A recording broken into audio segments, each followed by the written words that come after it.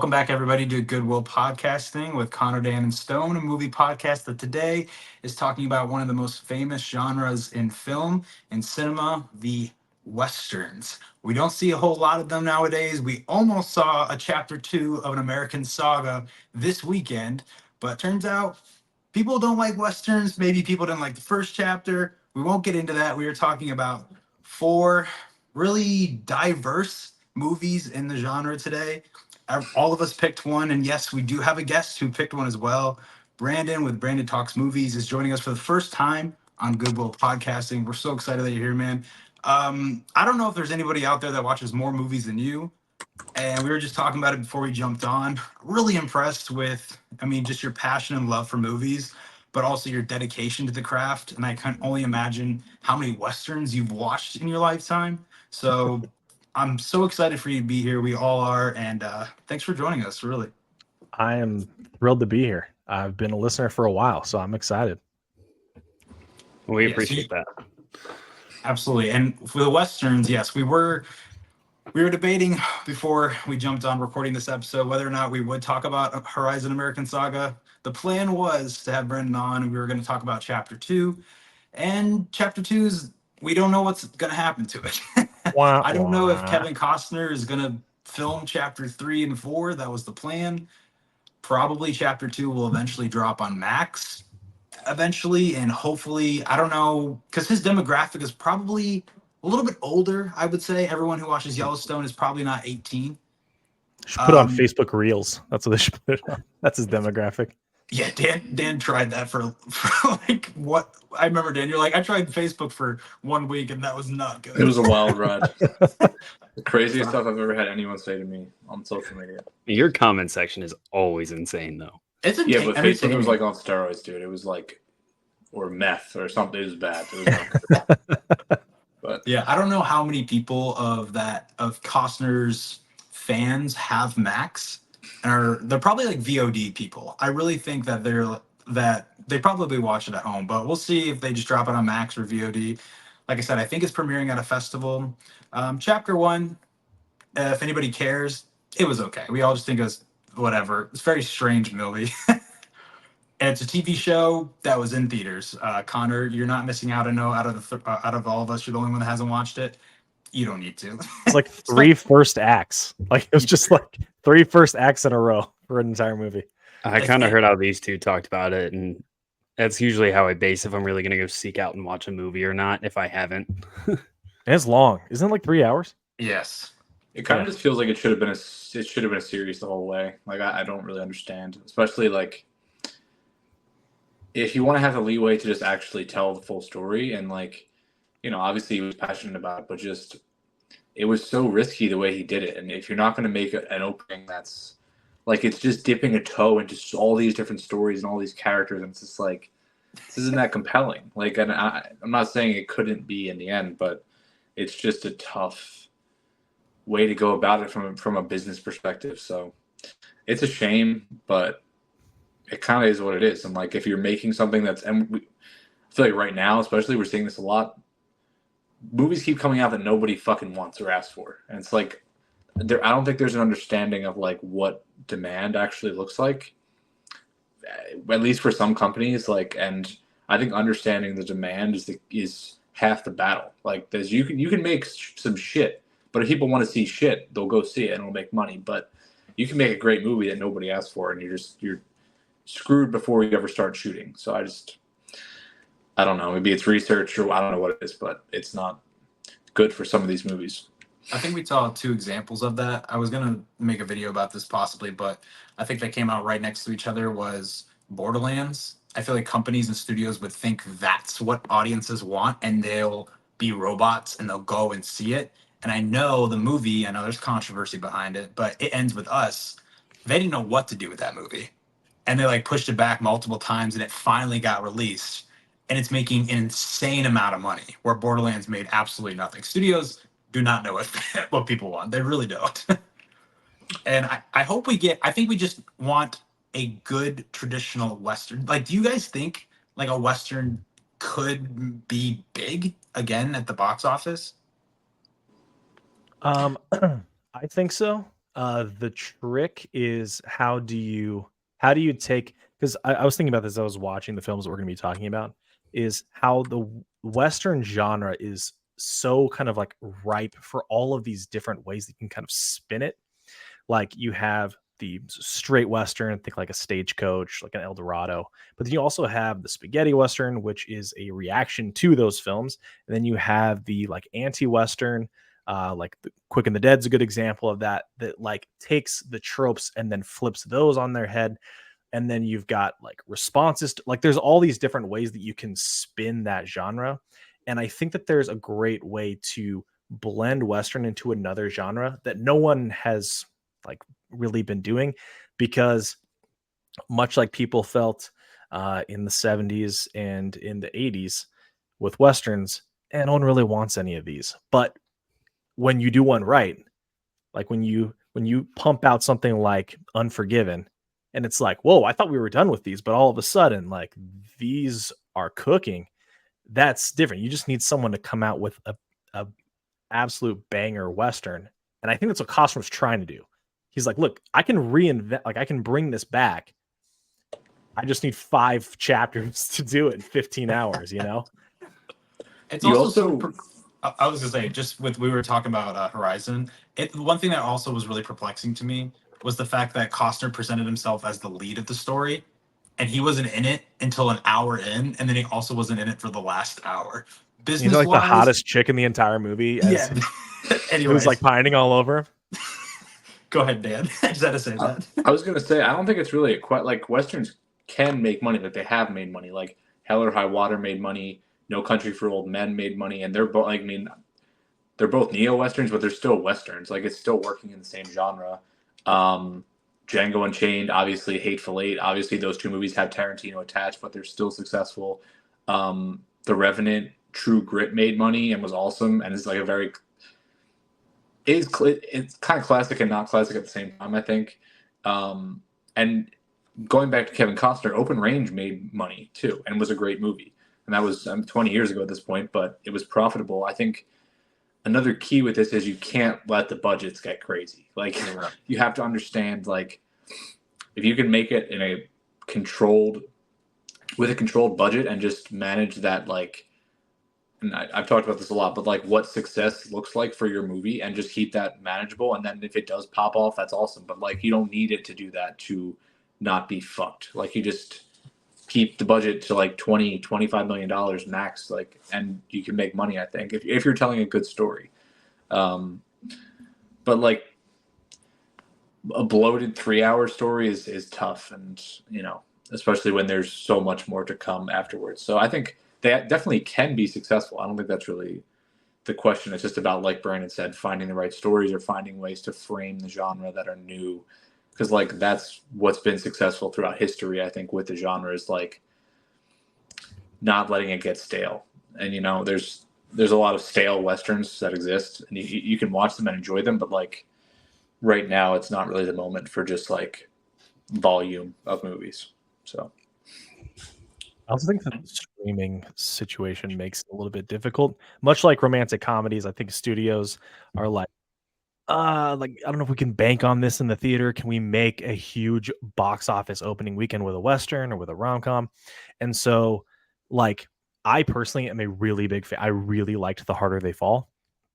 And that just like got dumped on Netflix and disappeared. And I really enjoyed it. Um, and it's like if that had been in the theater, like that movie has so much like kinetic energy to it, an amazing cast. It's like how could that movie have performed in the theater, but instead it got dumped on Netflix? I don't There's know. no reason that like Django should have performed and The Harder They Fall wouldn't perform if it's marketed effectively. Like it's another Mhm. Western with like just life and energy and like, I mean, black culture behind it too. Like black people and white people, everyone will go see that movie because it's entertaining. But like seeing a genuinely just like a black Western told and like having all those great characters, like people will go support it because they should. And like it's a shame that's just sitting on Netflix, and it's like one of the better movies on Netflix. Like Mhm. obviously Jonathan Majors is a big part of it, like whatever, but it's still a great movie, and a lot of people just never saw it or never even really heard about it, I think. So But it shows you like if you bring the creativity and energy, like you can still make a really entertaining story. And like I think westerns also have a lot of like really good tropes. Like there's a lot of kind of dumb tropes around the movies, but like a lot of them work and I'm like are still compelling even after you see them a bunch of times. So And I think so it's many of really those good. got taken from westerns and thrown into all these other things. Yes. Like Han Solo is a great example of this, right? Where it's like, the kind of like anti-hero gray hat type guy. Like he's just ripped straight out of like The Good, the Bad, and the Ugly. He's basically the man with no name, right? And there's so many of those other examples. It's like, yeah, the Western genre is so ripe for stories to be told, but for some reason it just feels like a world that I think a lot of people just associate it with like old people. If I'm being honest, like Yeah. I think a lot of Yeah. people are like, oh, like John Wayne, hee haw, like that's something my grandpa watches, I'm curious. Do you guys? Because I'm excited that we're talking about this, especially because I know Dan's favorite genre is the westerns.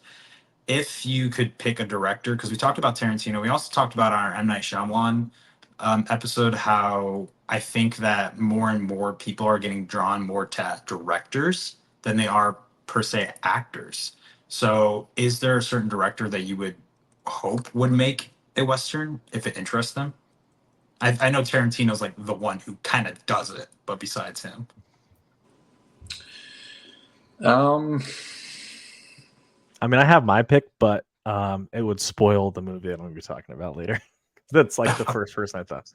Like Sam Raimi for me, like, and yeah, he directed his Western already, but I love a director who has like a unique visual style that they like and a flair. And he has that in spades. And I think James Samuel did a great job with The Harder They Fall, doing something similar to that. I'm trying to think if there's like a director right now. I think Daniels actually. I would love to see them do a Western yeah, that'd be nice. because they My kind of got first that thought- same thing. My first thought was Damien Chazelle. I mean, he kind of showed a little bit of a flash of it in Babylon, not much, but a little bit. And he's obviously not stuck to like one singular genre, so he's bouncing around. I would like to see his kind of take on one. But on that note, my Western knowledge isn't that great. well, So- I think with Giselle, like I think he's comfortable working in different periods, which I think is helpful. Like just as a baseline, has Marty's never made a Western, has he? I don't think so. I was Which trying is to think of all fucking of his crazy. movies. Like, yeah, Wait, would you not say that Killers of the Flower Moon is Western at all? it 1,000,000% is, and that Okay, just never escaped my mind. We all It's just like, got I it. mean, I don't want to.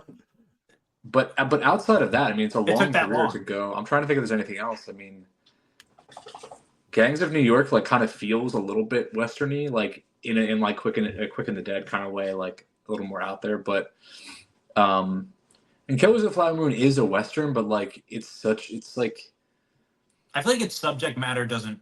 It feels like a western, but the subject matter is just very like more rich, And I don't know. I just feel like the story feels different, but not the atmosphere feels the same. also I think Fincher could probably make a really interesting western, and I just would like to see what he would do. Like it could be really weird, it could be bad, but I just think that would be interesting. I think we are getting a western from a big director next year, I believe, right? With Eddington, with Ari Aster. Ari Aster, yeah. That is a western, correct? It's set in the West. I thought it was modern Stone, but I could be wrong. It's something. obviously- It's something. Yeah, I think. Luckily, Joaquin hasn't backed out of it. I think he filmed the whole thing. Sorry. He's like, I'm not gonna have to kiss a guy, am I? I can stick around. Yeah, contemporary Western black comedy film starring cool. Joaquin Phoenix, Pedro Pascal, Emma Stone, Luke Grimes, Austin Butler, Deirdre O'Connell, Michael Ward, and Clifton Collins from A24. There's It something. says it follows a small town New Mexico sheriff with higher aspirations. So we'll see. I'm excited for that. I'm sure it'll be very odd, but I'm excited. So going into our first film, and it's funny with Eddington having Austin Butler in it. I know he got a lot of shit, and you talked about this, Dan. For some reason, rather than he probably watched animated films, but you connected with him on this level at the fact that when he was growing up, he watched westerns, and he said one of his favorite movies as a child was The Good, Bad, and the Ugly. And I don't know how, to be honest. Let me elaborate on this, but I didn't get to watch a whole lot of movies growing up. I just had like my DVDs and that was it. But my parents weren't, I would say, avid movie watchers. They just had a set list. But for some reason, this was this was the only Western that they had that I watched. And I have not watched this movie since I was a kid.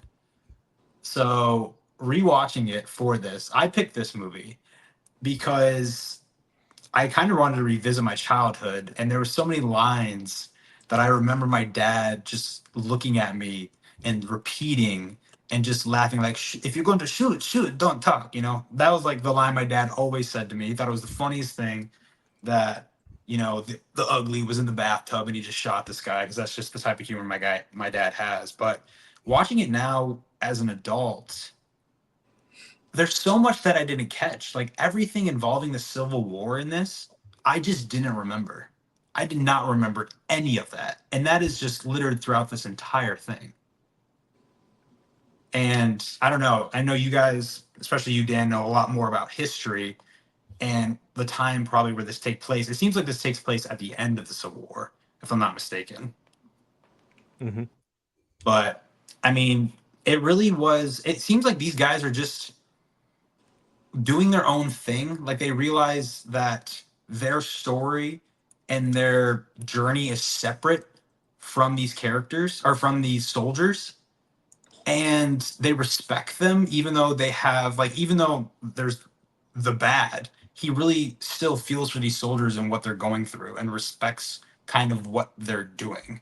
Like there's just this undertone of appreciation and respect for all the military aspects of the story. Yeah, I mean, I think it's interesting how it uses the war as kind of a backdrop. Yeah. But it's not really like. I mean, I think the most interesting thing about this movie, right, is just kind of the morality of it, and like even how it frames its characters as like the good, the bad, and the ugly. Like, Blondie's not really like a good guy. Like, Nope. he's not really a good man, and it's. I think this movie is so fucking funny. Like, I honestly think like the comedy of it is like one of my favorite things about it. And it's not afraid to like be a little tongue in cheek, but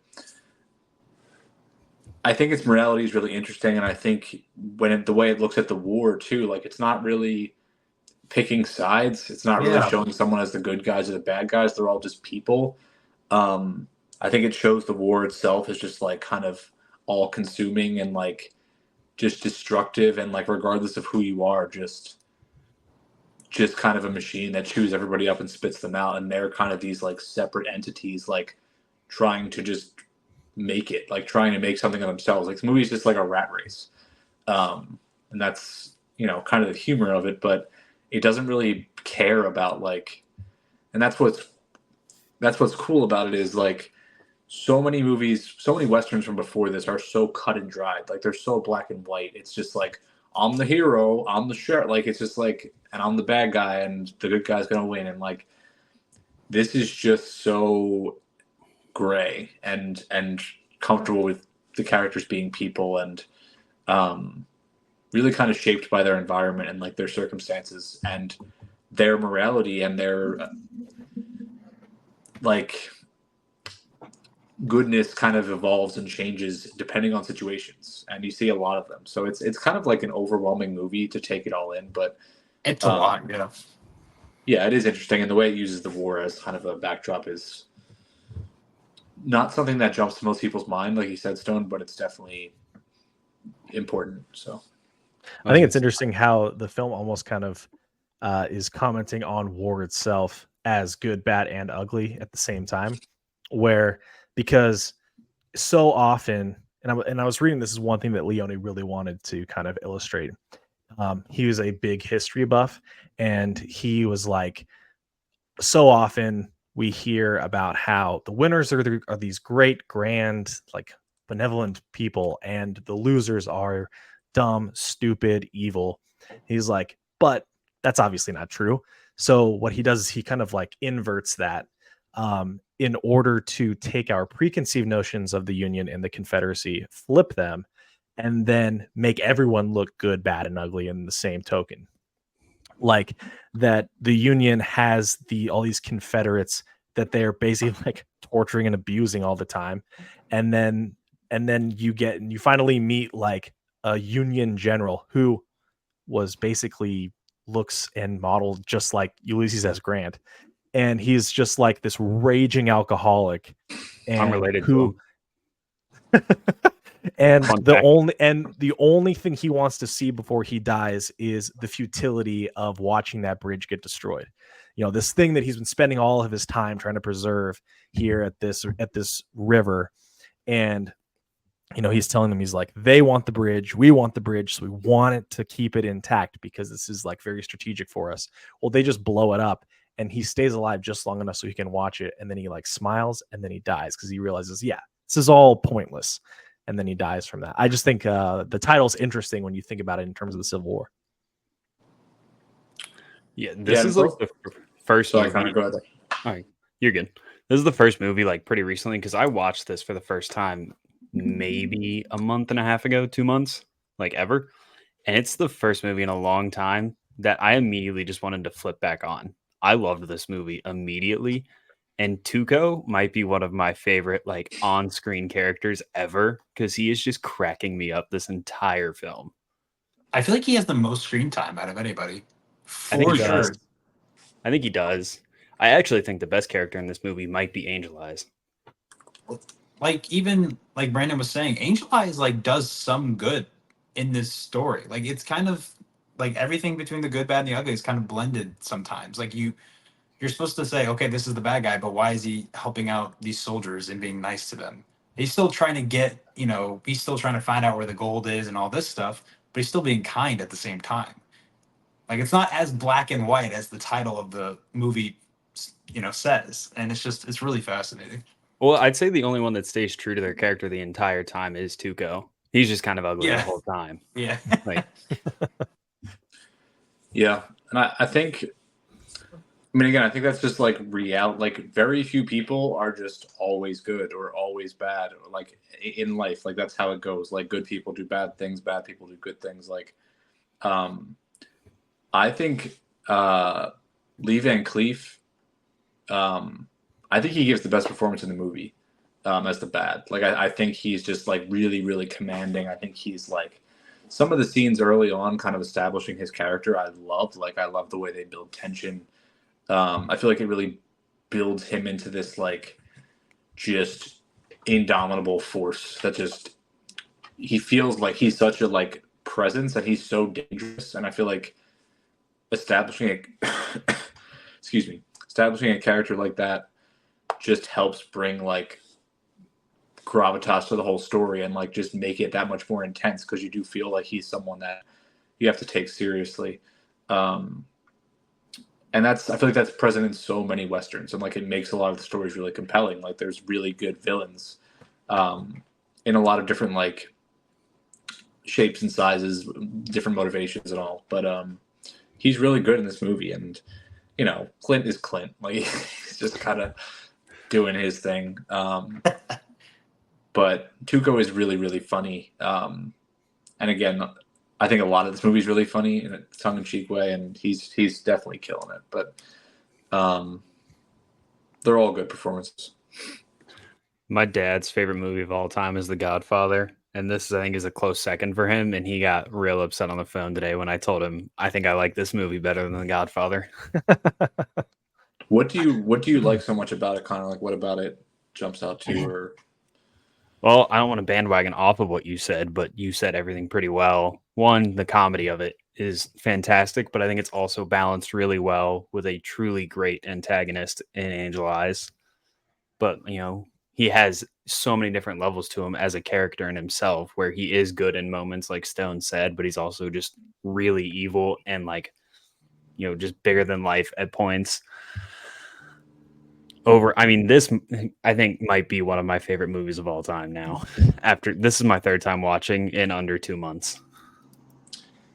I also just think like this, it's still a really good movie without this score. This score is just crazy. Like it's preposterously good, and it elevates so many moments that just are like really good moments, but just like he was going crazy with it, and just it's so good. I think just because of the score, like obviously we hear so many good scores nowadays, and they stick with us, which is great. I think because of the score and I think this is might be the best ending of all time. I honestly believe that. The score is going fucking hard for like 25 minutes, it feels like. Everything in that graveyard, the shots, the editing is just I was like pumped. I was watching this. I finished this at 6 a.m. this morning in my car, and I was just like ecstatic. I went into work this morning. I was like, I didn't drink caffeine. I just needed the good, bad, and the ugly. That's not that's not just. I think that's the truth. I didn't even have caffeine this morning. This is all I needed. It was good. Like, and the camera shots of him just running in circles with those graves is just mesmerizing. It is so good. Like this, there's nothing that I have watched in a very long time that comes to how I felt towards the end of this movie. Nothing. So I watched this 1.5 times this weekend, and it got me to ask my family the question in our like family text chat. I was like, "What do you think is the single best like piece of music like in a movie?" And I think it might be the trio, which is it's for me. It's honestly between the Ecstasy of Gold, which is when Tuco's running around, and the trio, which is when they're doing their like Mexican standoff in the big circle, because it's like in the moment it heightens. I mean, think about the trio. It's just three guys standing there, but a combination of Leone's direction, of those extreme close-ups he does on everybody, which is his like signature thing. That dude knows how to wring tension out of any shot. And then you have Ennio Morricone's score on top of it. And my favorite thing is I was looking into it, is that he wanted the trio. What Leone told him is, I want it to sound like the skeletons in the graves are laughing at the three of them, is what he told him. And I don't know if like I would have guessed that, but it's sick. It sounds cool, It goes pretty hard though. Yeah, and it's so good. Like the way the guitar and the trumpets, it's just like, it's insane. I'm right there with you. I think this is one of the best endings ever. I mean, it starts like, I think Tuco's like rolling. He's just rolling down this hill, I think, and all of a sudden his back just goes against this grave, and all of a sudden the score just kicks in, and you're like, oh shit, we're there. We're here, Yeah. Yeah, it's definitely I mean, you asked this question earlier. Like the thing about, because this is probably in my top 10 of all time. The thing that I love about this movie is the shifting alliances, how like everyone is constantly working with everyone for all these different reasons. There's never just like, it's never just Blondie and Tuco. It's never just Blondie and Angel Eyes. And you also have the past before this movie of Tuco and Angel Eyes that's like alluded to and they reference. But I love how it's like, okay, these guys are working together, but Blondie doesn't want to be working with Tuco when they're like going through the desert. He doesn't want to be with him when they're in the desert. And then they get to the camp and then it switches up and they're like shifting. And I love the switch when they get in that little town that's getting bombed. And Blondie's kind of like under duress at this point. And he runs into Tuco and they're like, all right, we're going to switch it. And they just start blasting away all the guys on their way back through. And then now it's just down to them and Angel. It's so good. I love the way that like it like keeps twisting the movie, because just by shifting who's working with who, and every time that it shifts, it's totally believable. It never feels contrived. It feels like it serves the character and the story perfectly. Yeah, that's my favorite part. Writers today could never. They're just like, Yeah, this guy is the bad guy. He's mean. Like, yeah, Like I but like how you mentioned like when Tuco and Blondie like blow away those guys in the town. I love that Snake Eyes was kind of like peace out. Like he's not even there. Like he knew all of his guys were gonna get blown away, and he kind of just left. yeah. He's like, I'm out of here, kind of thing, because he kind of knows that even Tuco is like a good gunslinger. You know, like they know how to kill people. So he's like, that I'll leave for now and just let my guys just get blown away. That's cool. Yeah, he really doesn't care about his guys. There's that part where they're both asleep, and then the guy comes out of like the reeds or whatever, and Blondie kills him. And then he's like, "All right, guys, come on out." And he like basically laughs that he just like blew away one of his friends. Yeah, yeah, One thing he's a cold think dude. I think one thing we're all forgetting to mention though is this movie came out in 1966 and it still looks fucking great. hmm Like it's amazing how good this still looks. And like also a nod is the makeup department. Like when Clint Eastwood is like left in the desert by Tuco, he like the makeup department on his face from like, you know, the sand hitting his face or whatever looks amazing. Yeah, no, Yeah. I agree. It's a beautiful movie, and like if a movie is gonna be this long, like I want it to look nice. Like I don't want it to be um tough to look at, which obviously it's not. But I think there's a question I might ask.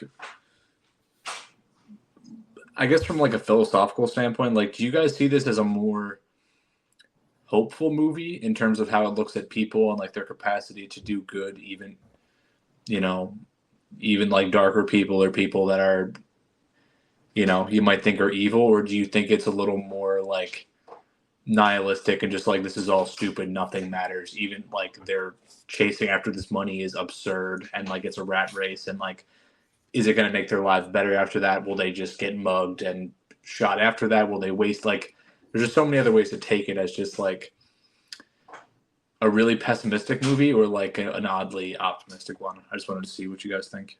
I'm definitely pessimistic. Yeah. 100%. Yeah. Like when Tuco, like I even thought about it because Tuco is there with his gold at the very end. By the way, I love when he says "son of a bitch" and it's like "son of a" and then I love that part. But it's like Tuco can't grab that money. He's like tied up behind his back. So I thought about the fact that someone's just eventually he's gonna have to find someone, and then they're gonna come and be like, "Oh, it's a lot of fucking gold," and then they're gonna like either kill him or he's not gonna get any of that. Gonna have to like Like, hide it and then come back probably. I guess with his hands behind his Would they back or come back? something. He'd have to come back eventually. I'm saying like he'd have to really finesse his way out of that situation. It's not a good spot. I didn't. But- Yeah, I don't even think about what Blondie would do. I guess. I mean, I guess he is kind of optimistic for him, but not Yeah. Tuco, and especially not Angel Eyes. Yeah, and I also just think it's interesting. Like we talked about the whole war aspect of it, but this is like an Italian director that I think was in Italy for the entirety of World War II. So like he, when we're seeing scenes of like town being bombed and like these battles and like destruction on that scale, like it's that's a pretty personal thing for an Italian, and I think it just like makes it hit a little bit harder when you think about that kind of perspective too. Solid. Solid for sure. I mean, this was. What do you great guys for have me. this? What do you guys have this rated? I don't know if you guys normally, but No, we out talk of 5 about stars. this. What do you I guys mean, have this? Dan mentioned it. Like I said, I haven't watched this since I was very young. I forgot just how much goes on. That's a very grand story with a lot of different, like everything with like Tuco goes to that when Blondie's like getting like healed or recovering. He goes to that church and I think he meets his brother, and there's all like this depth to his character that I wasn't expecting. And then even with Angel Eyes, and then even Blondie has some of that too.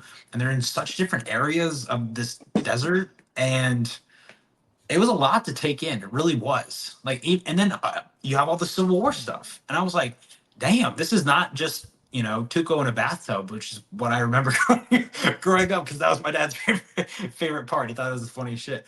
But and then I mean, it all came together at the ending, but I have it at 4.5 right now. That's what I have. Nice. Out of 5. I have it a 5. Yeah, I had it at a 5, and I rewatched it, and I'm like kind of going back and forth. It's definitely like an epic, right? Like it's weaving Yes. these stories, like it's really taking its time. I think there's some stuff that just I'm kind of like, meh, like that's fine. It feels like a little bit. It could have been cut down a little bit, but when you do have an ending that is so effective and like pulls everything together so well and like really pays off all of everything that was built up between each side of that triangle, like it's definitely worthwhile. But I'm kind of mulling back and forth between 4.5 and a 5. Like at the end of the day, like who am I to say it's not a 5? Like, but You are real takes. it is really good. But it's not something that I often will be like, I'm gonna pop it on. I'm gonna be completely real. But at the same time, I really appreciate it. And like the other aspect we didn't even talk about, just like these Italian films, like none of these casts ever speak the same language. So there's people talking. I think he was talking to Tuco. Leone was talking to him in French, like just to communicate. Like it's so difficult with Italian films when they have actors speaking all different languages. So that's just an aspect of like the process that just makes it that much more impressive, I think. So just another thing to think about. But it is really good. Yeah, I love epics. So like this movie just really works for me. It was interesting. I was reading about Clint Eastwood talking about Sergio Leone, and he said that Sergio Leone really wanted to be like the Italian David Lean. And I feel like you can, and this is probably coming. I just rewatched Lawrence of Arabia like last week or whatever. It feels like there are some like similarities in almost some of that nihilism between the two of them. Like war is futile, and the way that it changes and distorts and destroys people and worlds and environments. But like the epic nature of it, there's like some shots of them in the desert that I'm like, dude, that feels like that's straight out of Lawrence, like, but yeah, I have this at 5. I freaking love this movie. I'm kind of like you, Dan, where it's like, this isn't the movie that I'm popping on, but a lot of my 5-star movies are not movies that I'm popping on. It's like, this is my precious little baby. Lawrence of Arabia is a great example. It's like, I love this movie so much. I watch this like once every like 2 years, max. It's like, But the I movie's want still to like be undeniable when you watch it. It's just like yeah, I just like when I watch this movie, it's like getting hit in the chest with a freaking cannonball. I'm like, oh, I love this movie. Like I think I said that like 10 times watching it. Yeah, also I can definitely rewatch that ending over and over again. I'll tell you that. Oh yeah. Yeah, Oh, pull that really, up on YouTube. really quickly, when Clint has the cannon, it's so fucking funny. He's just shooting at Tuco with a cannon multiple times. Like, I just love that cracks me up. he's just standing Cigar. next to it and he just pulls it out and just like puts it down. It's great. Just perfect accuracy, just locked in. It's I another think great I'm example of like the comedy, Yeah, no, it's hilarious. I think I'm the opposite of you guys. I feel like I could just put this on any random Tuesday and I would have a great time with it every time. Love that. What a Tuesday. Right? I haven't watched, you guys might give me more context to this, and I shouldn't admit this, but I will. I haven't watched the Dollars trilogy. Like, this is the only one I I've haven't watched. Okay. So, Now is you it can just... watch them in order. Because this is So this is the technically the first one. prequel. So this is the third one they made, but it's technically the first one. Okay, and it's just the man with no name. It's just like, is it any continuation just besides just his character? No, like Okay. there's Okay. no continuation. In fact, they give him different names each movie. He's like the Nice. same guy, Same but like poncho. in this movie, in like this movie they call him Blondie. They call him something different in the first two. And like it's now you can just watch 1 and 2. Those two are in order, but this one's technically the first one. Okay, so it's just Clint Eastwood westerns, basically. Yeah. Okay. Yet another idea George Lucas stole then for how to tell a story. Yeah. I will say you mentioned it at the beginning of the episode when we were talking, when I mentioned that question about which directors you guys think would do westerns. I have to thank you, Brandon, because I knew this, but I forgot. I did not remember that Sam Raimi directed The Quick and the Dead. I did not remember that at all. This was a Sam Raimi film? Yeah. Yeah, you didn't know that? Yeah. Wow. No, I did not. There is so much I mean, obviously, I'm a young boy, or actually, I just turned 27 yesterday. But Happy birthday. yeah, thanks, appreciate it. There's because I grew up on Spider-Man and Spider-Man 2. Those were the Sam Raimi films that I watched. You just like you said, there is nobody who shoots movies like Sam Raimi. Like I watched this and it was so much fun, and the story is so simple, and the cast is so great. And I tried to get my wife to watch this. She doesn't like westerns, and she watched 15 minutes of it, and I'll take that. Leonardo DiCaprio gets, a 35-year-old woman probably as like maybe a 19-year-old here. Speaking of which, I thought Does he though? Gary. I don't know. I thought Gary I don't know. He Sinise threw up though. behind that saloon. I don't think he did. Well, I thought it's funny. I thought Gary Sinise was her husband, and then right after that, right after you like see the first picture of him, she like gets with Leo, and I'm like, she really doesn't care about her husband that much. But then like you find out it's her dad. But this was entertaining as hell. It was so much fun. And like those, I mean, we're watching the trailer right now. Just there's so many shots that just look like that. It's so beautiful. And every time someone moves, Raimi like decides to zoom in. And if they move again, look at zoom in, Like zoom as out. you're saying it, yeah. It's so fun. And Gene Hackman is very good at being a villain. And Russell Crowe, this is like kind of his prime. This was right before Gladiator, I believe. So one of my new favorites, I gotta admit. Really solid. Because I I'm had glad. so much fun with this movie. The dramatization of the camera work, but not only that, but like how people died as well. Like, for spoilers for anyone who hasn't seen it, but like how Gene Hackman's body does an entire backflip at the end when he gets shot is so entertaining to me. I forgot about that. Yeah, it's so stylized, and like I feel like if you don't like this, you're gonna fucking hate it. Like if you're not into what it's doing, like you're not gonna appreciate it. But I do I like how you said, Stone. Like it is very simple. You mentioned Russell Crowe. Like I don't think Russell Crowe was really known to America at this point. Sharon Stone, first of all, pushed for Russell Crowe to be in this movie, and she also pushed for Leo and paid his salary, which is wild. But Sharon Stone like is so good in this movie, and I just love her character. Like she feels like a woman that just like has to deal with so much bullshit in this world. Like almost there's so many scenes where like she's in a conversation and someone like puts their hand on her and she's always like picking their hand off of her. And so, and I know you said she does not actually get with Leo in this. He like is blacked out and he tries to say, he was like, let's just get back to what we were doing last night. And she's like, no, nothing happened last night. You blacked out and threw up and I slept over here. So like nothing ever happened. She just shut that down. But he tries to use her thinking that something happened to get something to happen. Well, So she does kiss him. I'll give kiss. Leo that. Sure, Like later, yeah. But I'm just saying. I think he was going for a little bit more than that. But I think I with Sharon think she Stone, just, that you should be happy with that. yeah, I mean I'll for take sure. it.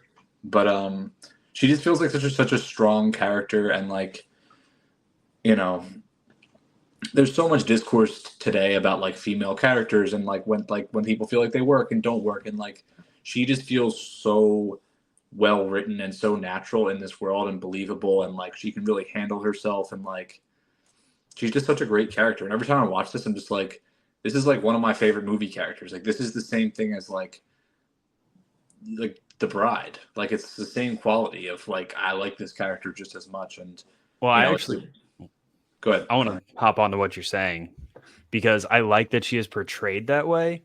And then it kind of tears her down to show that she Yeah. is not that strong. And it takes that conversation with the older gentleman in the graveyard to actually build her up to be this person that she was trying to be. But you can tell she has to put on this hard ass persona to be taken seriously and like not just be run over like in the world. So yeah, but I like that she just like kind of go through all of this to get to Yeah. actually be this person she's trying to be in the beginning.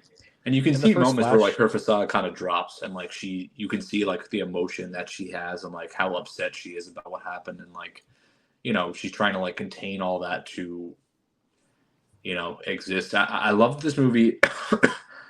It almost feels like it's on its own like planet. Like it feels like this town is like everything to this world, and like I feel like that's a good like kind of analogy for what Gene Hackman has kind of built this place to be. Like he is God. Like he is literally everything, and he, even though people are not happy, you see that they've like hired this person to kill him in this competition. Like he's just the center of this world, and he's not going to allow that to change, and like everything runs around him. But I also love the way like this competition feels so fun at the start of the movie. Like it's this big like it's almost like a medieval tournament. Like they're like jousting. Like they're not killing each other mostly. They're just like, It reminded me of A Knight's Tale. yes, I think that's a great comp. Like it's more like just like this big party sort of. But as it goes along, it gets so much more serious, and the tone of the movie really changes. And like you see, it's really just Hackman like flexing on these people, and like it's his ego, and he's gonna just kill these people like because he knows he's the best. And like it's really dark, like because it's thing he's set up, and he knows it's just kind of a rigged system. Like I don't know, it's an interesting movie, but it is very simple at the same time. Yeah, this is one of my favorite westerns. This is why I picked it. And all the things you guys are mentioning are all the reasons I love it. My favorite thing about this movie is that it feels so stylized yet realized that it feels almost like it's like a comic book adaptation. Like all of these, this is a great example of how you can take a bunch of side characters and make them feel like real people. Like give them all these quirks. Like these all feel like dudes that you would pick out of like a character select in like a video game. Yeah. Like Ace Hanlon and Steel Horse, like, and they all have like their little abilities. They all have their freaking like Mortal Kombat fatalities and shit. Like, like Ace Hanlon with his, you could see him like after he like takes out a guy and he goes, one more ace in the deck or something, like they just all have these like little quirks that you're like in another movie, I would not remember all these guys. Right.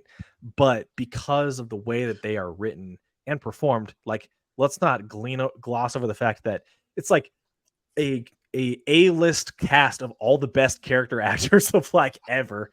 Keith David and Lance Henriksen and Tobin Bell, like all these guys. It's like a laundry list of great character actors who bring these characters to life with, in some cases, maybe 3 minutes of screen time. And yeah, and in combination with Raimi's direction, it feels like so many shots feel like a frame out of a comic book. Like the one that I love is that first shot of Leo when he's aiming down his sights, kind of in that gun. They have that, he does that montage, very Raimi, where it's like he kind of does these like Dutch angle shots of all these things going on. He has like it's like a black background, and he has like the gun kind of like floating in the air, like and like those all feel like frames out of a comic book. Like I love Sam Raimi is one of my favorite directors, and I just love his visual style. And as someone who I got a chance to interview his brother Ted Raimi, and one thing that he talked about with me was how much him and his brother, he wouldn't name him when I talked to him because he was like, I don't want to talk about my family, but he's like, growing up, me and my brothers, we loved watching old movies, old westerns. And you can see like that love of genre, but he's like, I'm going to put my own like spin on it. And there are shots in there that you're like, oh, he did that in Evil Dead 2. He did that in Spider-Man. Like one of the ones when let's see, it's when Herod has the glass of water and he throws it at court, and he's throwing it and he catches it. But if you catch it, the way that Raimi shoots it is he shoots the lens through the bottom of the glass as it goes at him. So it's like a POV of the bottom of the glass. And then he catches it and he's like, I'm still fast or whatever. But it's like that same shot. He did that in Spider-Man 2, and he did that in Evil Dead 2. Like the shot where Doc Ock's arms are like moving around the operating room. It's the same shot, just he did it through a glass. Like this movie just oozes cool. And it's a great example we talked about earlier, which is this is a genre that has so much opportunity to take it and make it your own and spin it in a way that's unique. And I think Raimi is a great example of doing that. Yeah, and I think at the same time, like he also really pays homage to like Leone and like that era, like spaghetti westerns. Like he's like understanding influences, but not just ripping shit off because he has his own style and he has his own characters and ideas, and he's willing to like, you know, subvert expectations and like kind of go against tropes to an extent, but also kind of lean into some. But he's like making his own thing, but he also understands the history and like, you know, there's a lot of directors that do that really well. And like, I don't love Quentin Tarantino, but like he understands history, right? And he uses that history of, you know, every genre to craft his stories. And he'll tell you like, yeah, I took this from there, I took this from there, but it's like it's not just ripped off. It's like understanding how things fit and how to use them. Yeah, like watching this after rewatching The Good, the Bad, and the Ugly, the lady is very much a spin and subversion of Blondie. She shows up and you're expecting a Clint Eastwood type character, but then he subverts that. And the rest of the movie, you go, oh, this is not a Clint Eastwood type as she presents herself. This is a vulnerable woman who has revenge on her mind, and it's making her make potentially rash decisions. Yeah. Yeah, and like Leo's so good in this. Like he's so confident, but like he's also so not. Like he's so begging Herod to like pay fucking attention to him and like acknowledge that he's good, like acknowledge that he's fast. Like you can see how all of that like facade he puts out is just like looking for his dad to be like, good job. And like the way it's played, like Hackman is so like dismissive and like will cut him off, and like it's just, you know, we're gonna talk about Jesse James and Robert Ford. It's a lot of that same dynamic, right? Like of this person who knows what they're doing to someone else, right? Like they're just pushing buttons because they know it affects them, and it's like that same dynamic that we'll talk about later. But the other person's just like begging for like the smallest acknowledgments. So it's a good dynamic. Can you imagine seeing this without like? You imagine seeing this? This is the first time you've seen Leonardo DiCaprio. You're like, who the heck is this like movie star that came out of nowhere? Yeah. He's got so many good lines too. When he shoots that Swedish guy and he's like, what is Swedish? Because the guy's like, I'm the Swedish champion. He's like, man, Sweden's small, ain't it? Or something like that. I still argue that one of Leo's best roles ever is What's Eating Gilbert Grape. Like, yeah, it's really, really good. I agree. He's kind of just always been a star, honestly. Yeah. It's just one of a kind.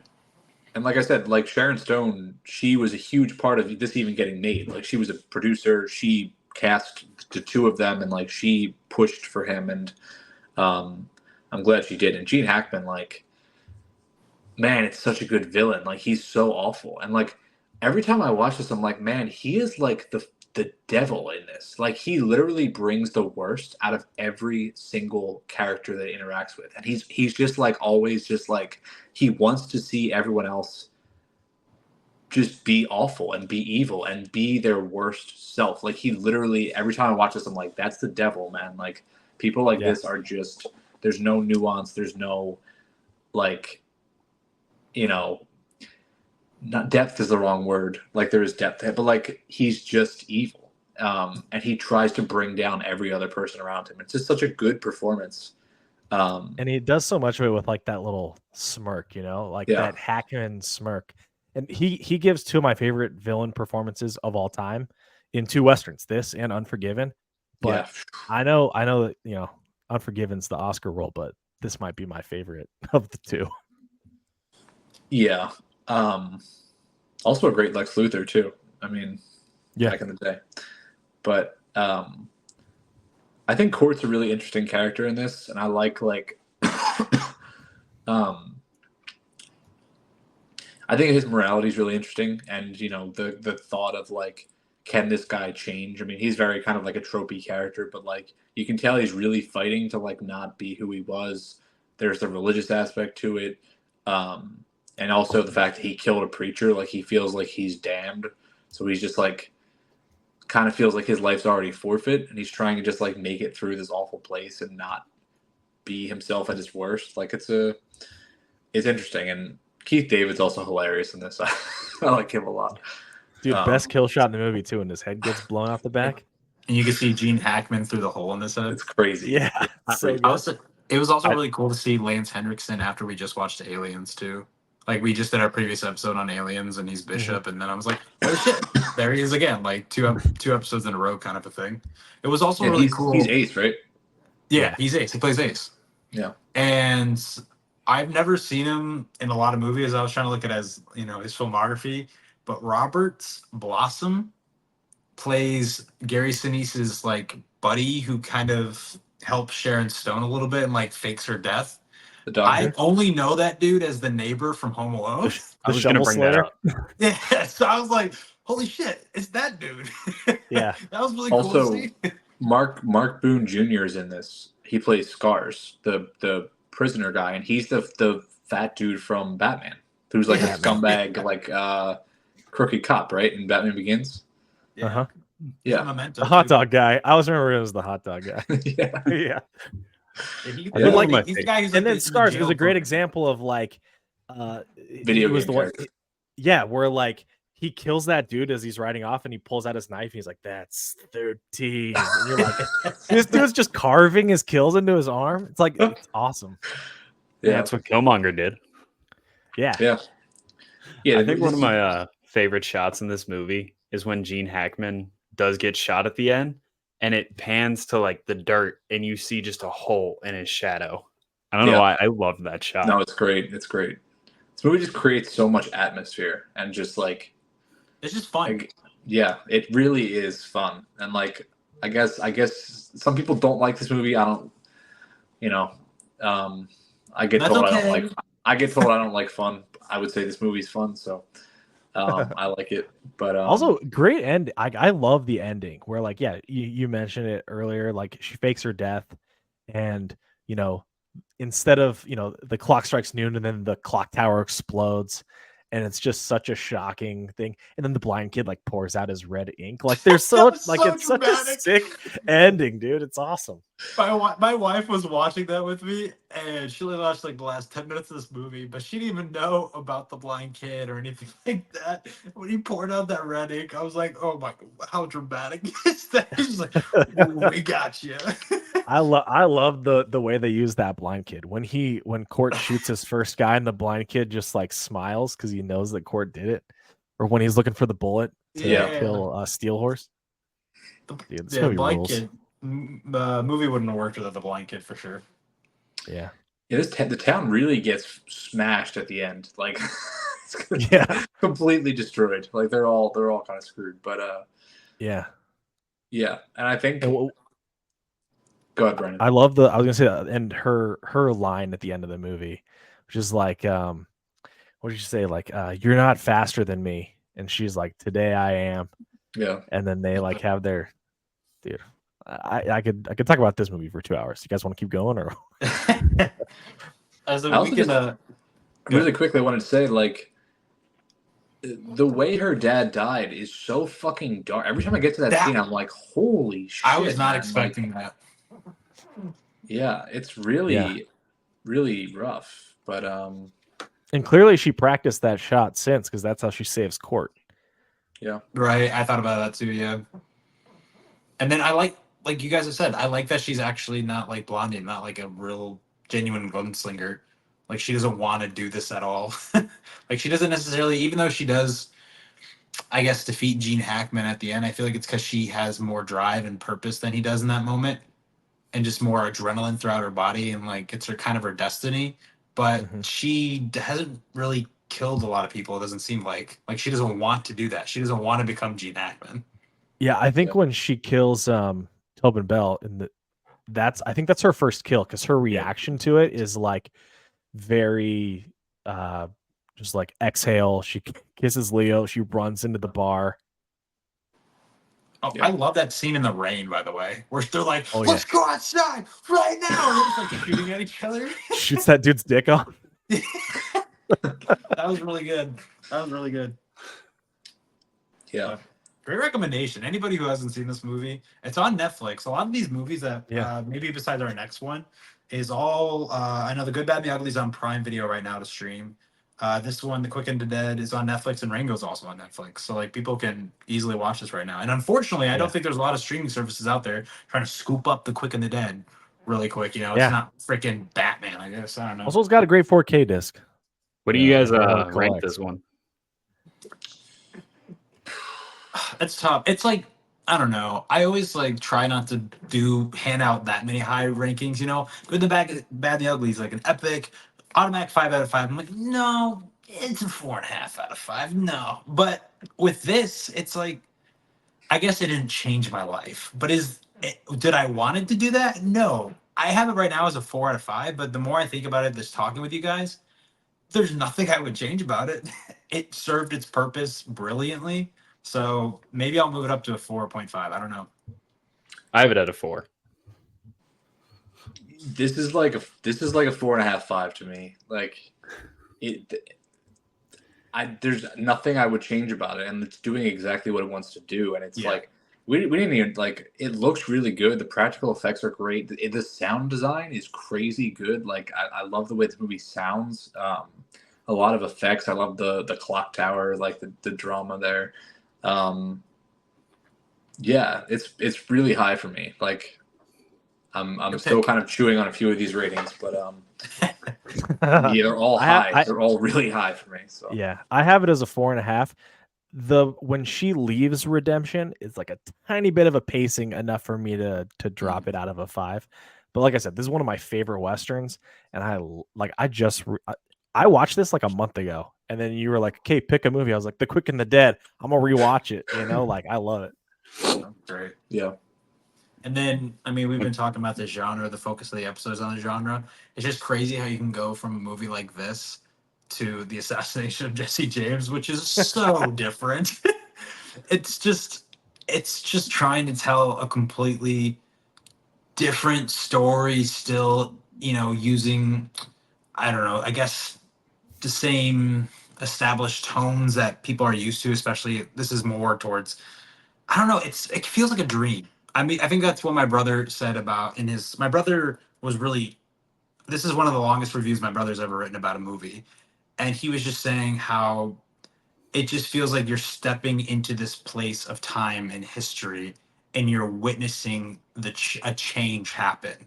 These godlike figures, these icons, these, I don't know, these heroes in a way that were looked up to, that you thought no man could touch, being brought back down to earth and just realizing they're nothing but criminals.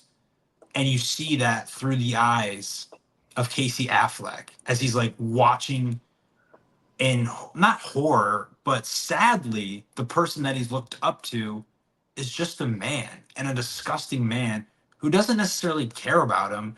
And it's just like you said, Dan, pushing his buttons.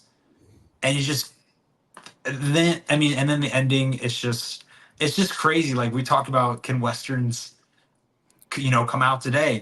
Will people go and watch it? Yes, if you flip the script and write a new, unique story, you know, but with the same characteristics and aspects that people know about the genre that they love, just like this. Yeah. What are your thoughts on this, Brandon? This has been on my watch list for the longest time. I got the DVD not too long ago, so when it popped up, I was like, "Oh, finally!" And sat down, watched it, and I think right after I watched it, I think I sent you a DM, and I was like, "Dude, that was freaking good, incredible, dude."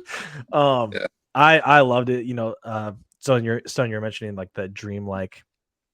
That's so apparent that's what they're going for. This kind of like oniric feel of and Deacon's cinematography is really, I think, what carries that as this like through line, where not just in the palette of like those.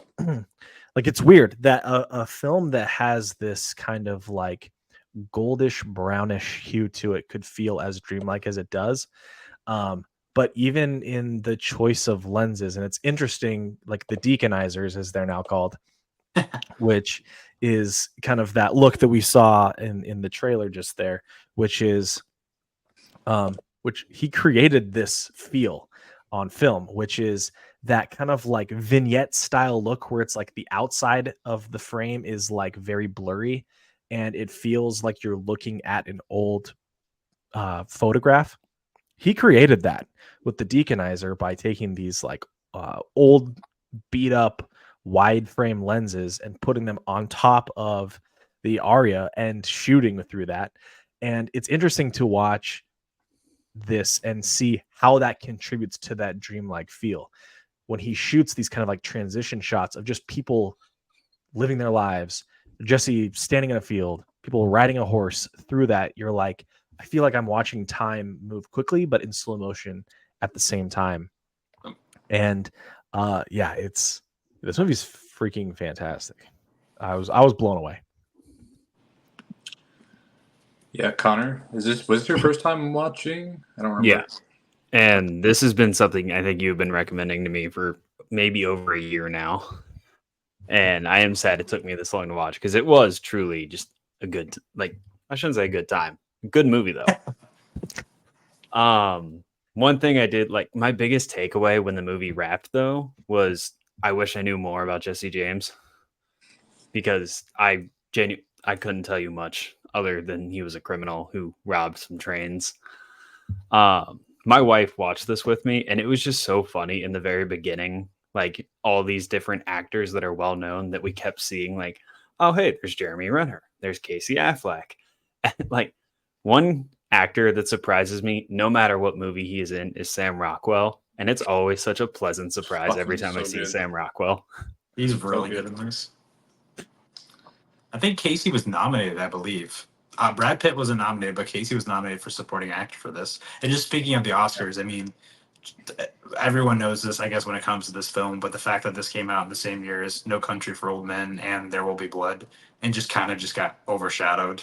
Especially, I mean, Dan, you love this movie to death. I think the big question about this movie is, do you think that the title of it like hurt people connecting with it originally, like when it first came out? I guess that's a long time ago, but I feel like we just don't see titles like this that often. And it's a very interesting choice, but I mean, it totally sums up, everything about the film. Especially, I love the coward Robert Ford. I think that's perfectly encapsulates the ending, the tragedy of the ending. So Brad Pitt had it in his contract that the title couldn't be changed from this, which, for better or for worse, that's what he did. I love the title. This is my favorite movie ever made. This is my favorite movie of all time. Whoa! I watched this again, and I just am fully confident in that. And I don't even like Casey Affleck, which is mind blowing to me. I don't really usually connect with him as an actor.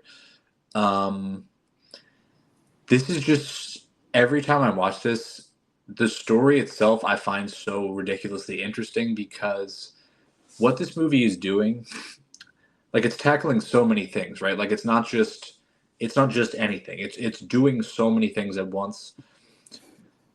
Robert Ford is like a child, right? Like, he's a kid. Then, like, the way he looks at Jesse when he first meets him. And what's interesting is a lot of this story plays out. We're looking at, I think, 12 years of Robert Ford's life from meeting Jesse to death. Like, it's, even in that, it's such a small time frame. But in the events that occur, it's like a year and a half, I think, or 2 years in total with their relationship. There's a lot to get into. I think when he meets him, I always think of this, and this isn't really based in history. The way they play this, it feels like kind of like a homoerotic thing with Robert Ford looking at Jesse James. Like, I feel like he is so invested in, like, knowing him, and, like, Jesse literally says to him, "Do you want to be me? Like, do you want to take my place?" Like, He's staring at him in the bathtub when that happens. Yeah, no, there's like, Yeah.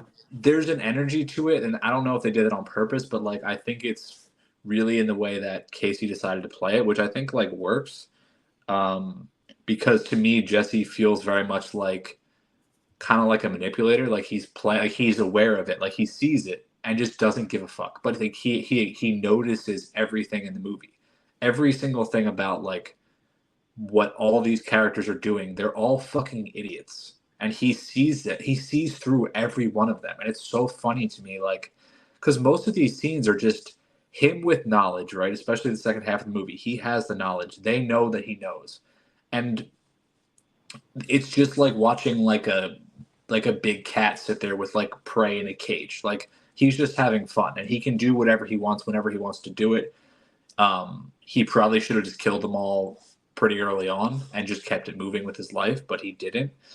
And I think even when you get to the ending, you feel like he gives up, which is so interesting to me. Like he just gives up. He could have just killed them there and kept going. Like he allows that to happen. And Jesse James' descendants, everyone has raved about this movie historically in terms of the accuracy, in terms of how these characters are portrayed.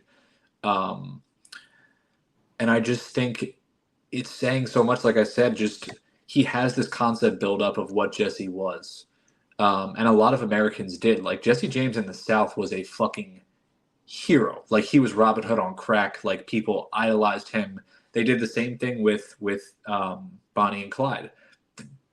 Bonnie and Clyde were celebrities, and they were killing people in cold blood. Like they were murderers.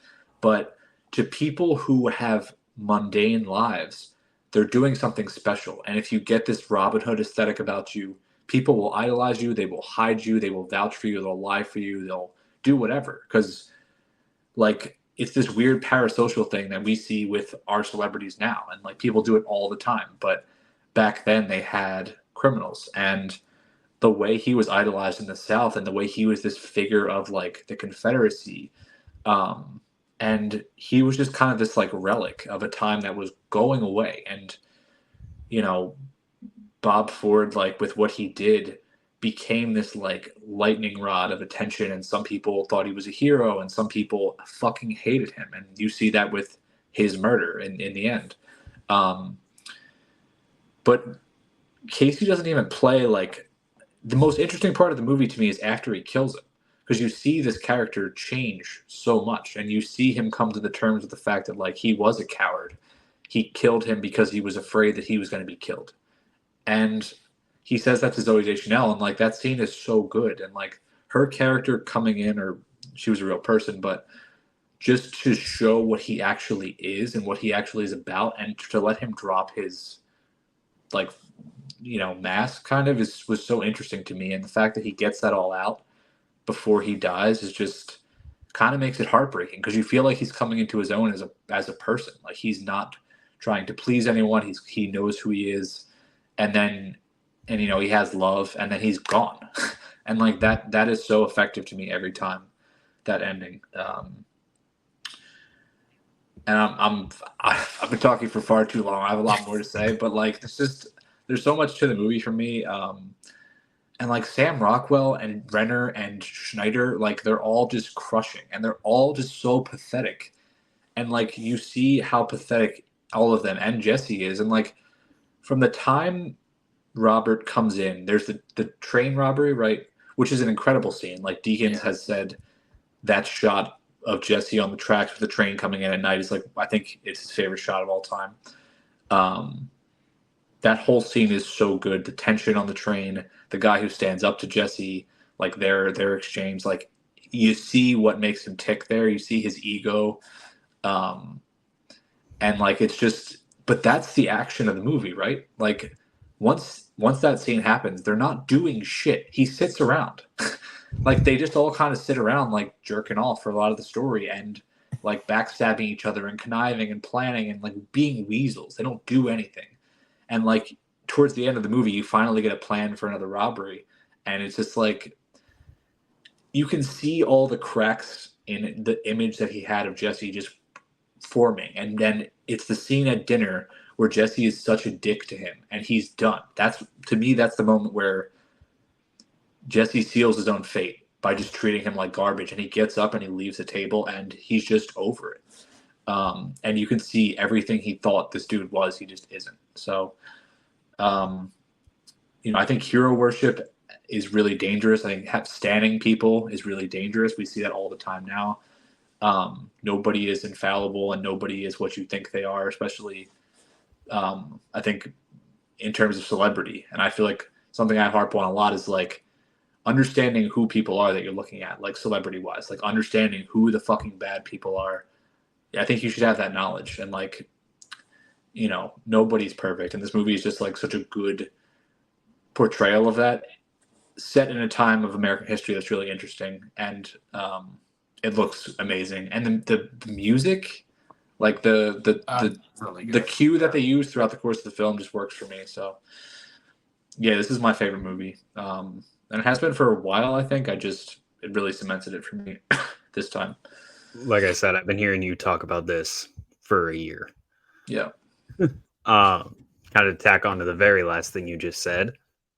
Again, my Western knowledge is not great, but I don't think I've watched a Western that has bad music in it yet. Like, I feel like Westerns might have the most consistent scores or music across the board. Those birds in Rango, pretty solid. Exactly. You know where I'm getting at still. Yeah. Well, it's cool because a lot of it comes from Morricone's influence. Like so much of what we see or I guess hear in Western scores is like based off of what Morricone has done in the past. He's just so legendary. I will say something that really just popped in my head real quick is that scene, that pivotal scene where Jesse just pisses, Ford off. And Ford's like, okay, basically he makes up his mind. He says, I'm fucking done with this and I'm gonna like ruin your life, basically. It makes me think about the fact that that's kind of who Bob Ford is as a character because he didn't like Wood. Because Wood did the exact same thing and went through his stuff and was making fun of him, the fact that he idolized Jesse James so much. And then you have that scene where Wood's not even trying to hurt Bob Ford. He's trying to kill Dick. Dick, yeah. And he just walks over to Bob Ford and kind of just gives him a look and then walks over to Dick to kill him. And Bob Ford's like, fuck you, and just shoots him in the head. So it makes me think that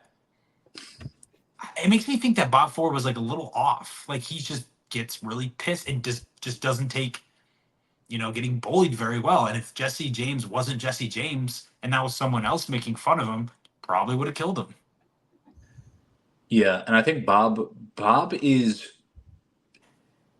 he almost feels like he was put in that group to destroy them. Like he is ripping them apart in his own way and backstabbing the entire time. And he literally kills Wood.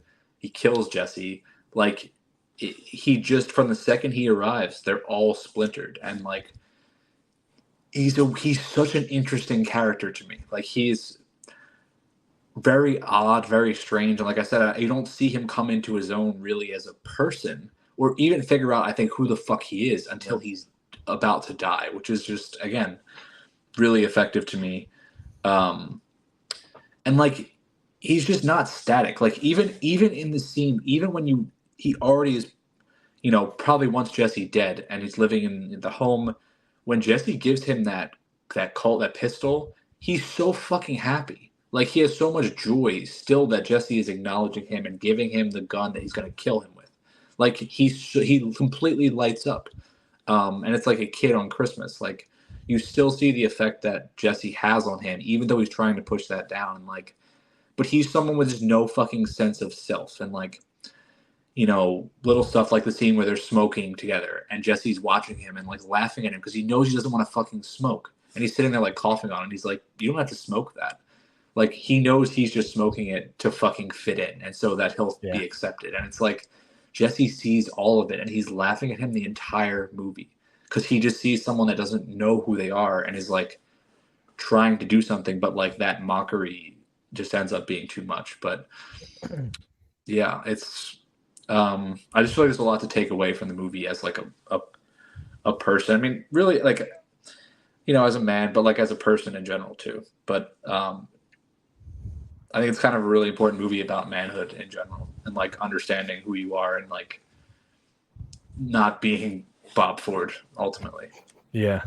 A couple things stood out to me. First, I love Red Dead Redemption 2, and it's so obvious that this movie like influenced that game like a lot. Yeah. Like it feels like Jesse James and Dutch are very similar. Like a lot of I don't know if you guys have played the game, Yes. but a lot of the same stuff that Dutch is going through in Red Dead 2 is all the same stuff that Jesse's going through, where he's like he's on edge, he's paranoid, he's looking behind his back all the time. But then also like the train robbery, I read that that's like shot for shot like out of this movie. But and then like the vignette stuff anyway. But the second thing too that I was thinking about is I think that as I was watching it, because I had read beforehand what you had mentioned, Dan, that Brad Pitt had put in his contract that they couldn't change the title. And I was like, what an odd like thing to say until I finished the movie and I was like, oh, I get it now. Yeah. The title is like so specific. Like when we talk about assassination, we're talking generally about like presidents, like people of like massive, massive importance. And I think it's interesting how this movie says this is the story of the assassination of Jesse James. And I think someone may come into this and go, okay, that seems a little dramatic. But what Dominic does is that he basically backs this movie into its title and says, look, I am going to show you that this was an assassination, that Jesse James was big enough and important enough in order for us to call this an assassination. And I find it so interesting how this movie does so much work to demystify Jesse James to help you kind of understand him. But in doing so, it then mythologizes him, which is exactly what Robert Ford ends up doing. That I think this movie is about the cycle of idol worship, that idol worship becomes idol hatred, and that idol hatred led Robert Ford to assassinate Jesse James in cowardice, to then become an idol to be worshipped, and then an idol to be hated, to then be killed himself. And I love because back when this came out, I remember I didn't see it when it came out, but my dad had read the book and I knew the title, and I was like, oh, Howard Robert Ford, that's like quite the moniker. But you kind of, when you were talking about it feels like Jesse kind of gives up. I think that final scene is the title of the book. That the way that Jesse reacts in that final scene stages his death as an assassination at the hands of a coward. That by turning his back to Bob, he simultaneously allows himself to be not just killed but assassinated by someone who, for the second time in this movie, has shot someone from behind.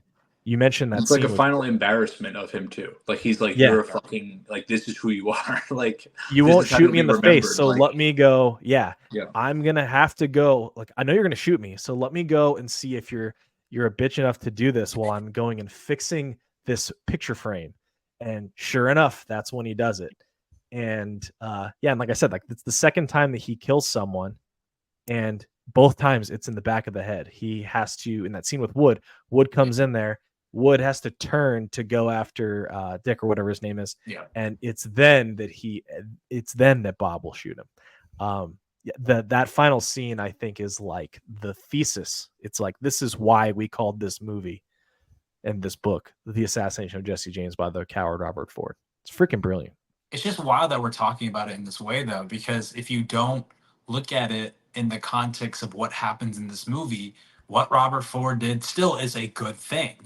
But then you understand completely why people thought, like, why people hated him is because of the buildup of the entire story of everything Jesse was, and the fact that Robert is not a very strong person in his own right. He's only, like Dan's been hinting at it, his whole drive in this movie, everything involves Jesse. He's not an individual. He changes completely after Jesse is gone because he doesn't know who he is. he's a pathetic person, even though he did something that was good. And I mean, I think I was going to ask this, but I think you just nailed it, Brandon. I think Jesse purposely, obviously, wanted Robert to shoot him in the back of the head because he knew if I die, this is the way I should die, and this will help me live kind of forever. Yeah, and it'll be a self-own for the rest of your life. You'll have shot the celebrity Jesse James in the back of the head while he was fixing a picture frame, and they kept that part in the play. Like so much so that like people are like, "Yo, you coward!" Like from the audience, you know? Yeah, and I like the meta fucking aspect of that play in this movie. Like, I love that whole sequence so much with him like in the makeup, like, and all those close up shots, and then you see, like Charlie just completely fucking deteriorate. Like, Yeah. and I feel like you see like the heaviness of like the vulture like behavior of those two like actually weigh on him, and he can't do it anymore, and he takes his own life, obviously. But like, I love how meta that is, and like you see Charlie change, having to play Jesse, and like it's dark shit, but like it really works. And again, it's just like all that vulture shit that happens after he dies, like with the freezing of the body and the selling of the pictures, and like the narration is so good in this whole movie. I love it. And it's just so like just gross, but also like just really intriguing, because people were just so obsessed.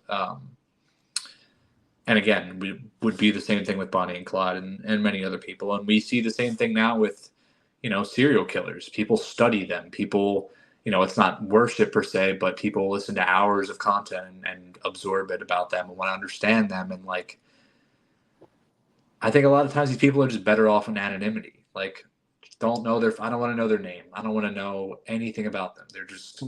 Serial killers wouldn't be as known if you didn't give them names like Jack the Ripper. Yeah. Yeah. That's kind of a hard fucking name if we're being honest. It's kind of dope, I'm not gonna lie. Yeah. Like, but that's a whole other conversation. But do you guys, something I wrestle with this movie is it really fucking flirts, right, with being kind of a defense of Jesse James, no? Like, I would have liked to have seen him do something so fucking egregious that you're just like, okay, because he was killing people in cold blood, and like, you don't see that. You just see the one beating really on the train, but doesn't kill that guy. I mean, at least he doesn't execute him on the train. I just think something else, because you see a lot of him just He does beat as a dad. What'd you say? He does like beat a child. He beats the piss out of that kid. Yeah, but and he's like, tell me. He's like, you're fucking covering my mouth. I can't tell you. Yeah, it's a vicious scene, but like, I don't know. My thought is that what you're talking about is that's a different movie. This one feels far more like we were talking about, like dreamlike, mythic. This is this is more of an indictment of Ford by elevating Jesse. Not even elevating, but like just hiding him, like hiding yes. his real self. Yeah. Yeah. But you do see it, right? And you see it in the way he treats everyone, and the way he with his psychology. I guess it shows. Yeah. Like it's yeah. Yeah, the way that he talks to people, and I think the best version is I think the train robbery scene. I think Brad Pitt does enough in that scene and carries so much menace in that scene where I was like, oh, I know who this guy is. Like, I don't have to see him go off and kill a bunch of people. I don't have to see him do a bunch of train robberies or whatever to know who he is. Pitt in that scene, I'm like, I 100% know who this guy is. And so, like, I was definitely aware just within the film of this is not a good person. But I think that the film seems to also be kind of told from this like Southern view. Like you were talking about how the South like idolized this guy. And I think that the best way to juxtapose those two characters is by taking that Southern view of Jesse James, and not like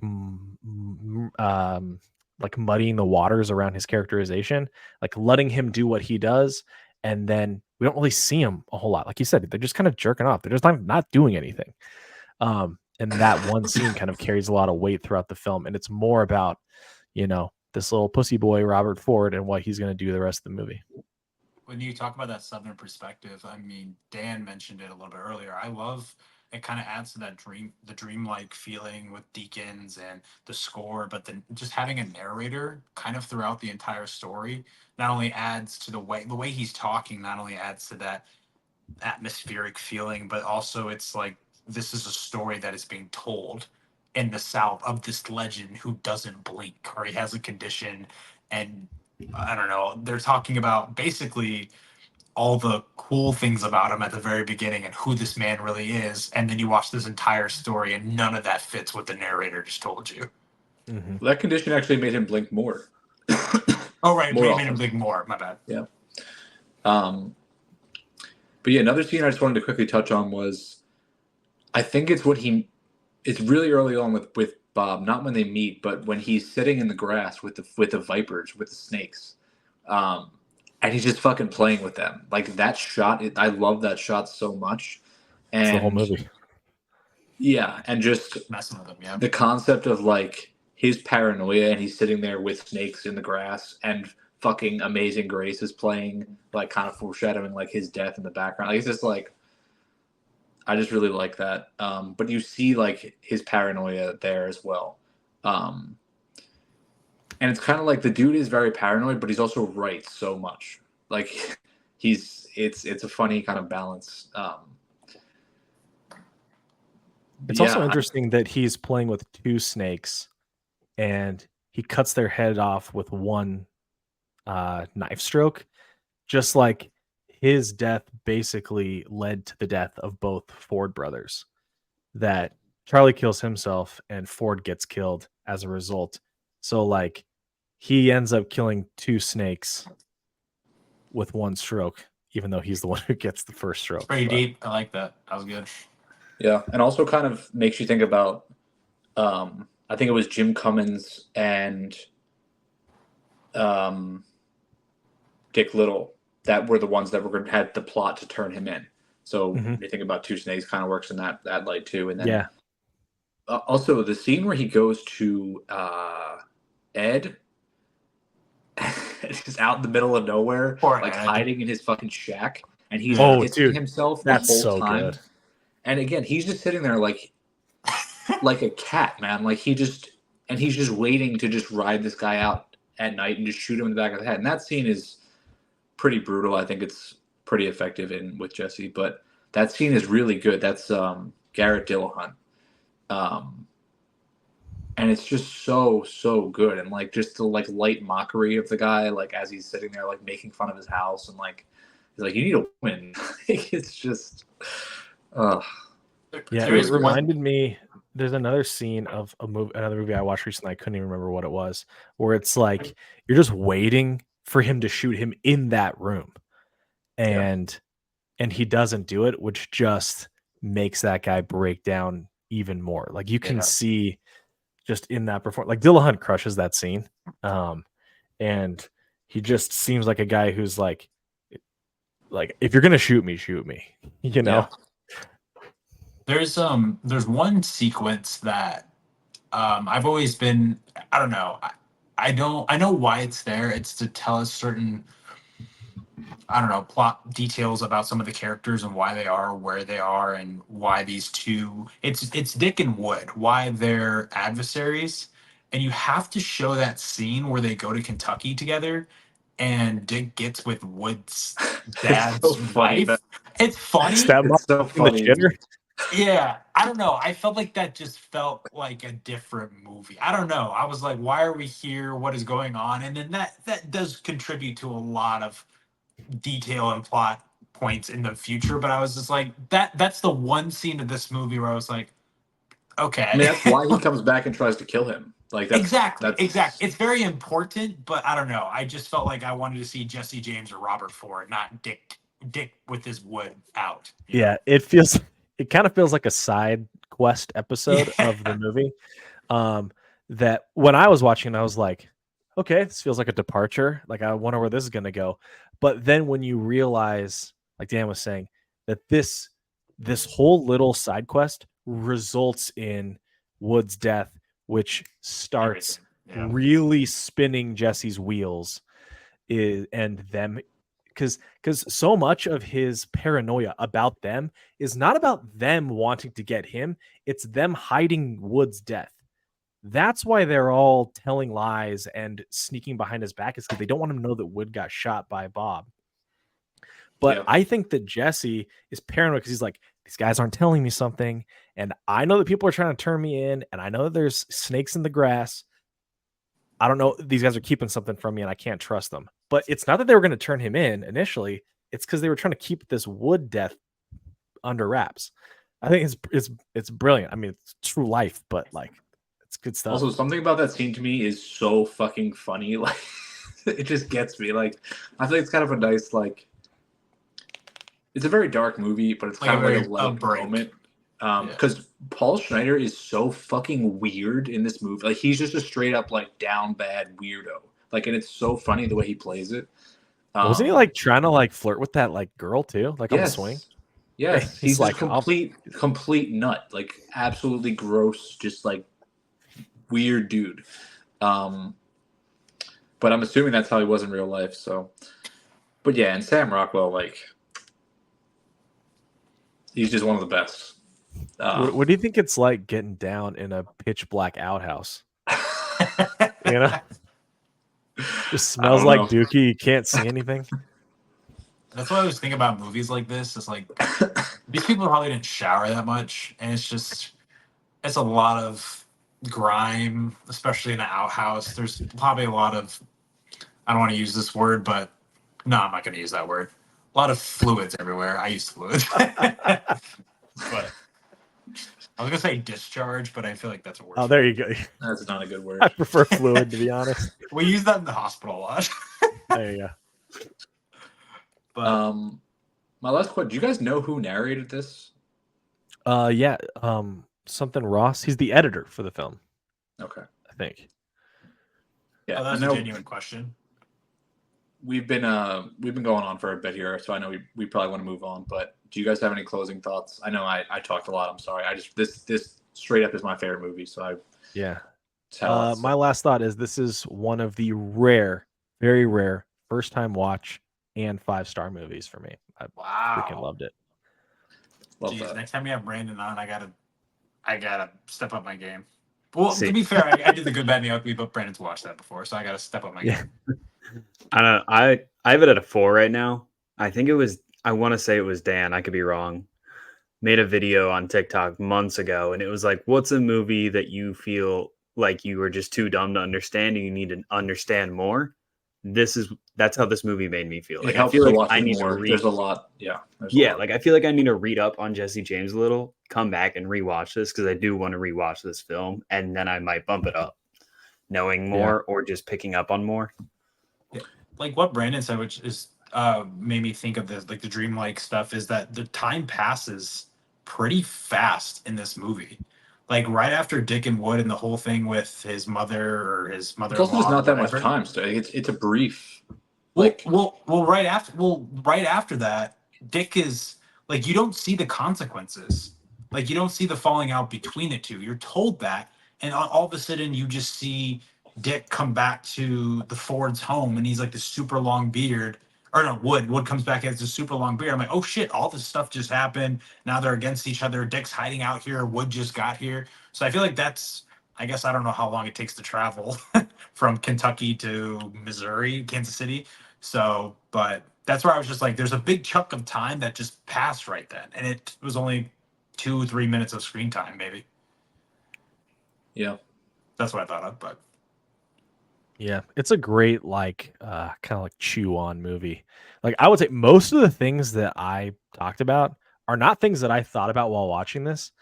there are things I thought about over the weekend after having watched. Like this thing has sat with me, and I've just been like, driving around, running errands, and being like, oh man, that was right. And like while I was working today, thinking about the movie, like this is just one of those like, it's so dreamlike, like you were saying, and there's all these things that happen that I feel like there's so much to piece through that I think I mentioned this to you, Dan. I'm so excited to rewatch this.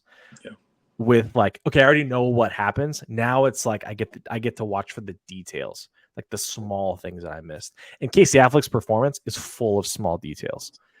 Like there's so many like little twinges in there that I'm like, oh yeah, this is gonna reward handsomely on rewatch.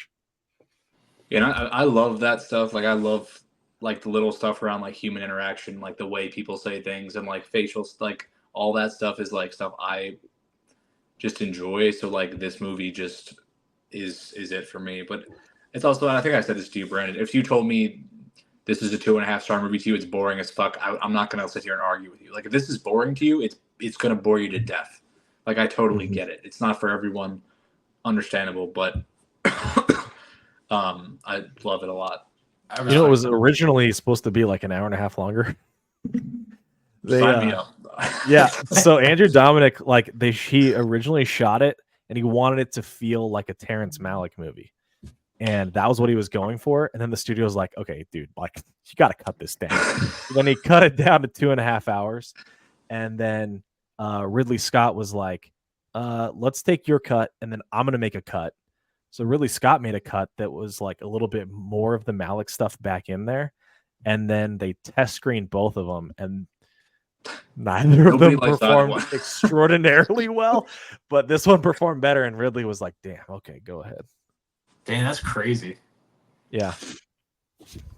Yeah, I like that you realize though, Dan. I respect that about you. That this might not be a lot of people's thing.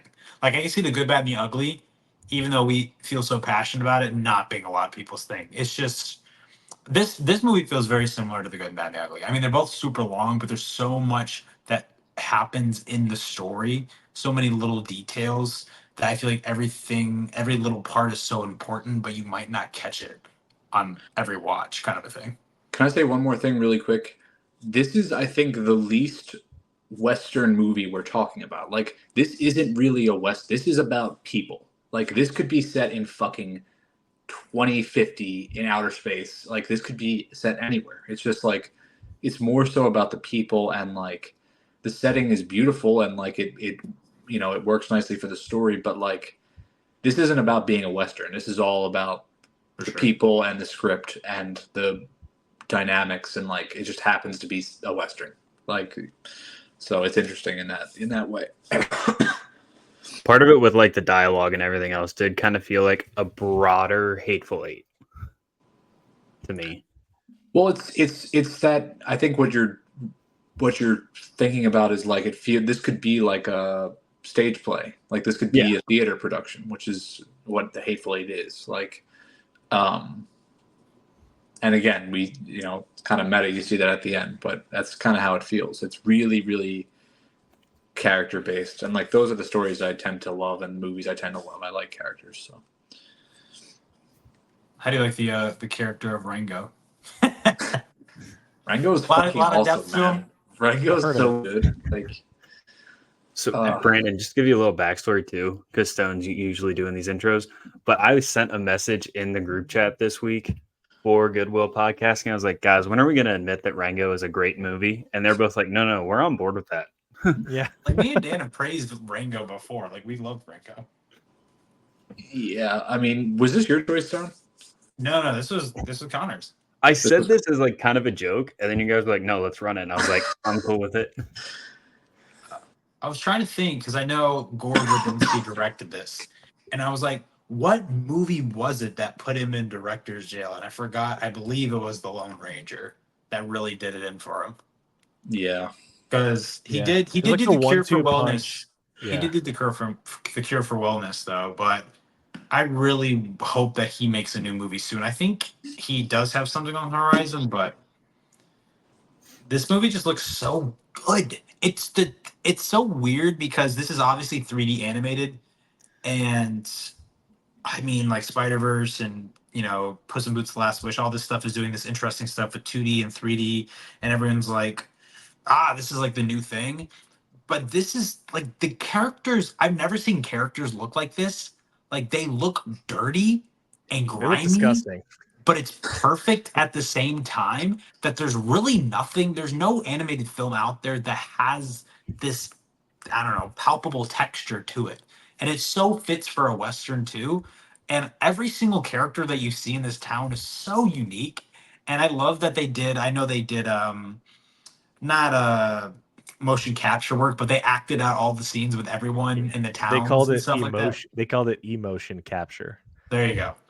But I don't know. It's just, and the fact that this like popping up at the beginning of the movie, this is Nickelodeon. I mean, that just kind of is the cherry on top with how special this feels. Like this shouldn't have happened. Kind of a I movie. mean, Nacho Libre is a 5 out of 5, so don't sleep on Nickelodeon movies. No, The Nacho Nickelodeon was before things, this though. the Nickelodeon thing's actually really interesting. So I was looking into this because this is the only Nickelodeon movies animated movie that has never had a tie-in to a Nickelodeon show. Like every other Nickelodeon movie is like, oh, SpongeBob, oh, Ninja Turtles, oh, like it always is either connected to a cartoon. This is the only one that wasn't. And I was like, that's weird. Why is that? Well, Gore Verbinski was like, funny enough, he was like, I want to break from the rigor of Pirates of the Caribbean. So he's like, I'll just make an animated movie. So he basically like started funding this. And he's like, yeah, this is like way more work than I thought it was going to be. And they were like doing, the finishing the animation, but they were running out of money really fast. And he's like, we're about to run out of budget. We've got nowhere else to go. So they just, out of desperation, started reaching out to studios, and Paramount came in and was like, we like this. We'll float you the rest of it. So like Nickelodeon just like came in at the end and was like, sure, here you go. And so that's how it became a Nickelodeon movie. Yeah, I know. Like that's funny that you mentioned that because the one Nickelodeon movie that pops in my mind right away is Barnyard, which it wasn't a show originally. It was a movie that got turned into a Nickelodeon show, but it was originally a Nickelodeon movie. But just thinking of it as that aspect rather than, SpongeBob going from a show into a film, the reason why I think they couldn't have made this in from a movie into a show is because you can't replicate this animation. It's too high quality for a series. Like it belongs in a movie. It really does. Yeah. And the look of it, I think that one of the reasons you guys have said you guys all love, I adore this movie. I love it. When you guys said you were watching this, I was like, hell yeah, let's go. One of the things that makes this movie impossible to replicate, in my opinion, is one of the things that makes Assassination of Jesse James one, which is one guy, Roger Deakins. That Roger Deakins was heavily involved, and he was basically the consultant for cinematography and lighting on this movie.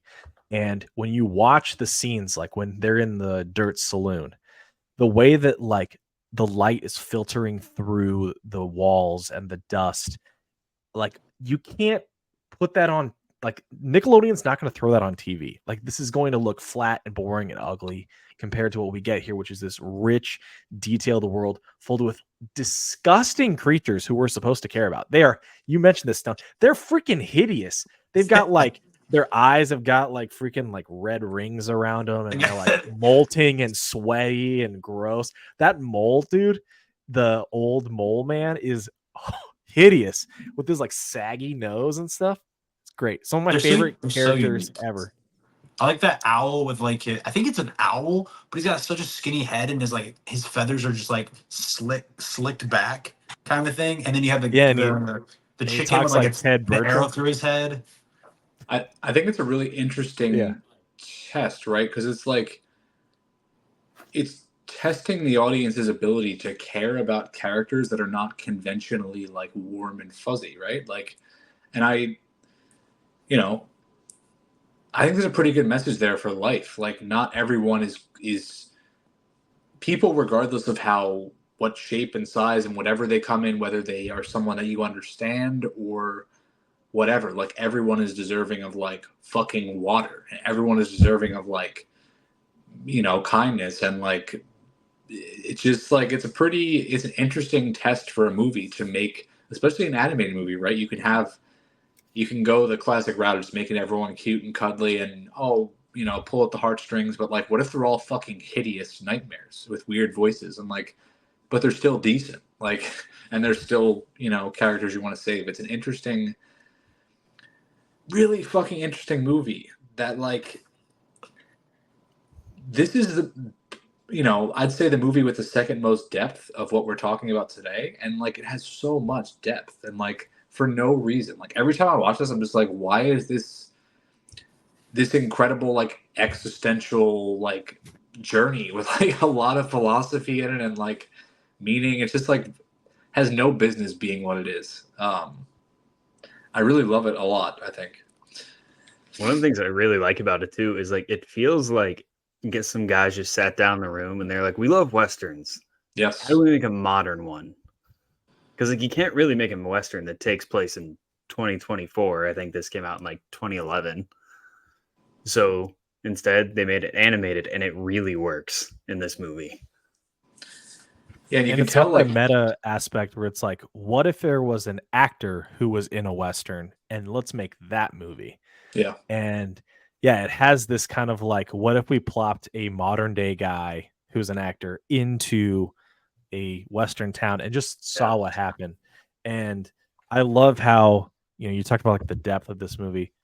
This movie actually has more in common with Lawrence of Arabia than Good, the Bad, and the Ugly. I mean, he's like the whole question of who are you, which this movie asks like 500 times of Rango, is one of like the key central ideas of Lawrence of Arabia. And sorry, I keep mentioning that before. I love that movie. No, it's a great movie. Never seen it. He's like, who am I? And I think that it's so cool to have your actor, who is a chameleon, have to decide, okay, I'm able to shift and change into all these things as an actor, but also as a chameleon. But who am I really underneath all of it? And when he goes on his like, hero's quest, his like vision quest, and sees like Clint Eastwood in a golf cart, that's when he I realizes love he's that a like, metal detector. I'm so sorry. He was like out there with like a metal detector, like in a yeah, golf cart. because he's looking for, I noticed this time, he's looking for Oscars. Did you notice that? Yeah. That's what he's got in the back of his golf cart is Oscars. It's amazing. But yeah, I love that this movie is like, all right, who are you? But it's not just like, who are you as like a hero, but it's like, who are you like underneath like being all of these things that you're pretending to be. It's genius. And it's funny that we just talked about Assassination of Jesse James because like we get this other cowardly protagonist who doesn't know who the fuck he is in a movie that's very much about the concept of like the Western hero and the Western villain, which, and to an extent, Jesse James is doing the same thing. It's not giving us a hero, and it's like deconstructing the villain and the mythology of the villain. And then Rango is this like meta analysis of the genre, like literally, like you talked about with this chameleon actor who is trying to be like the man with no name. He's trying to be like a trope hero, but he's just fucking pretending. And it's a very much like a fake it till you make it story as well. But he is really not likable for a lot of the movie. He's a coward. Like he's just trying to like finagle his way into whatever he can, like whether it be safety or a drink of water or whatever. Like he's just out for himself, and it's a very meta movie, very strange, and like also really effective as like an environmental story, and like that stuff hits pretty hard in this for me. And for 2011 is pretty impressive, I think, especially in like a kids movie. I don't know if this is a kids movie. Like I was gonna say, I love how you were talking about the fact that the animation didn't take like the cuddly route. Everything's like all gross and on grotesque. And I was just thinking, like the way you said that, I'm like, okay, it's not like a traditional kids movie. It's like a different kids movie. I don't think this is a kids movie. Yeah. The humor is not only very adult-like. It's so fast too. Like kids can't comprehend. They're just racking off jokes constantly in this town. So quick with it. And yeah, I don't know if I would have enjoyed this movie. I guess the story is so entertaining that I can just watch the moving pictures. And as a child, I feel like I'd be like, yeah, that's fun. It's a lizard. But as an adult, it just there's so much smart. There's the script is genius. Like, and all the humor really works for me. I feel like maybe like a middle schooler could find enjoyment in it. Maybe Yeah. I don't know I if don't they'll know. find enjoyment in Clint Eastwood in a golf cart finding Oscars though. Yeah. I'll tell you, I do. my kids love the idea of this movie, but they never sit through the whole thing. Yep. They always kind of bounce around like 30, 40 minutes. They're like, let's watch something else. And yeah, I was thinking about it. Despite how good it is, I just don't know if like audiences like were really like ready for Yeah. what they were going to watch. Like ugly animals, but you're in this like animated movie, but it's all playing on tropes from like the 50s and 60s, and you've got all this adult humor that's just rattling off like rapid fire. All his stuff where he's like setting the stage when he's still in his cage is so fast that even I was like, I this is so fast, I don't even know what's going on. And then all of a sudden he's like sitting there with the doll's arms around him. He's like, are those real? And then he's like moving on to the next thing. Like, dude, we just get like a boob joke in the first 5 minutes of this like chameleon kids movie. Can I I was going to say really quick.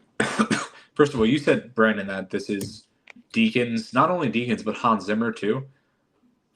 This is Hans Zimmer. Hans Zimmer did the fucking music. Zimmer do this? I need to tell you guys really quickly, and then right back to you, Brandon. But the writer, the guy who did the screenplay for this, listen to this fucking filmography. Any Given Sunday, Gladiator, The Last Samurai, The Aviator, Sweeney Todd, Rango, Hugo, Skyfall, Spectre, Alien Covenant, and then a bunch of other shit. But like, this is John Logan is just that's a wild career as a writer. But I just wanted to bring that up. Little thing too for you, Dan. Too. It says like some other guy who did the story, along with Gore Verbinski and John Logan, was James Ward Byrkit, who wrote that movie that you really love, Coherence. Yeah, that's a really cool. They made that for like $20,000 or something. Yeah, he's the director of that movie, so he was involved with this too. And then last thing, John Logan, the guy who did all that stuff that I talked about, also created, wrote, and executive produced Penny Dreadful, which is a TV series I love. Have you guys ever watched that? No. It's really, really cool. But Speaking of TV series, when we were picking Westerns, I was like this close to just picking the Supernatural episode where they go back and look for the cult. Well, Supernatural, Connor, this is a whole long conversation, but like Supernatural is a Western. Like, Yeah. in how it's constructed and like everything about it, like it's a Western in how it's presented and like was built. That would be an interesting conversation, but that's why it's so good. But I don't know if Brandon had time to crush out 15 seasons. Yeah. I don't a lot know. of Give me a couple days. One thing about this movie that I was thinking about too is I got a lot of heat earlier this year. What movie was it? It was the same month, whatever month Garfield came out. That like there were a few animated movies that came out, kids movies that came out that same month, and they were all trash. And I kind of like in my monthly recap video, I said, this movie sucks, but I'd never say that. But like, I was like, this wasn't good. And a bunch of people commented and was like, it's a movie for kids. Like, it's like if kids are entertained. I hate And I'm that like, so much. And I'm like, then what is this? Because Rango, like, look at this. You mentioned Hans Zimmer, Gore Verbinski. You've got like the Deakins. cast of this movie freaking rips. Yeah. Like, you got Johnny Depp, Ned Beatty, Alfred Molina, Bill Nye, Stephen Root, Harry Dean Stanton. Like the Isla cast. Fisher. Don't sleep on Isla Fisher. Yeah, and then like you got all this like, and the list like keeps going. Like it just keeps going, and you're like, if people just treated, which this movie does, treats animation as like a genre, as a form, rather than like oh, those are the kids movies, then you get something like this where you get all these all-stars to come out and give you like a banger. And I swear every year more and more people like discover this movie, come across this movie and go, dude, this movie's gas. What? And like, yeah, like it's a great example of I wish we got more animated movies like this that are great. They're not, this movie is not trying to cater or pander to little kids. It's like this is an animated movie that is fantastic for everybody. Well, Quick, I was gonna say quick. I guess this is a little quiz if you guys haven't already looked at it. Do you know what Rango's actual name is? The lizard's actual name? I Rango. know this. I'm assuming this is it. It just says Johnny Depp played Rango. Wait, maybe I'm wrong. Maybe Johnny Depp played two characters in the movie. That could be. Oh, it, no, no, actually. no. What you're saying Lars, which is his character from Fear and Loathing, right? Because he voices his character's cameo from Fear and Loathing. Okay. All right. That's such a wild cameo. But yeah, Brandon, to what you're saying, kids don't deserve trash movies. Like that's when people say that argument, it literally, if I had a list of my least favorite comments I see on the app, it's that. Oh, it's a kids movie, bro. Like kids still deserve good storytelling. Like kids deserve good movies. Like animation shouldn't just be viewed as like I can't think of the word I want to use, but like a palette to just like throw slop onto, and all the animation looks the same, and you're just using that as a way to like melt kids' brains to give them just like, oh, here's a distraction, kids, go watch the Emoji Movie, which my kids found on Netflix this week. Oh god, I'm sorry. But like it's an art form, right? Like it can be beautiful, and like it can tell, like animation gives you all of this like flexibility to tell whatever story you want, and you can do so much with it, so don't waste it. Like that's why my daughter and any future kids that I do have is going to be raised on like Studio Ghibli. Yeah, and like even like, you know, Pixar, and like there's so much great stuff the first that's one out that came there. to mind for me was how that's such a good kids movie, but it's like there's so much, it's just perfect, is like How to Train Your Dragon. That's so entertaining. It's such a basic story, but it's everything about it is just picture perfect. It's just good. You guys were talking about like greatest scores ever. I seriously think Test Flight from How to Train Your Dragon is in that conversation. Yeah.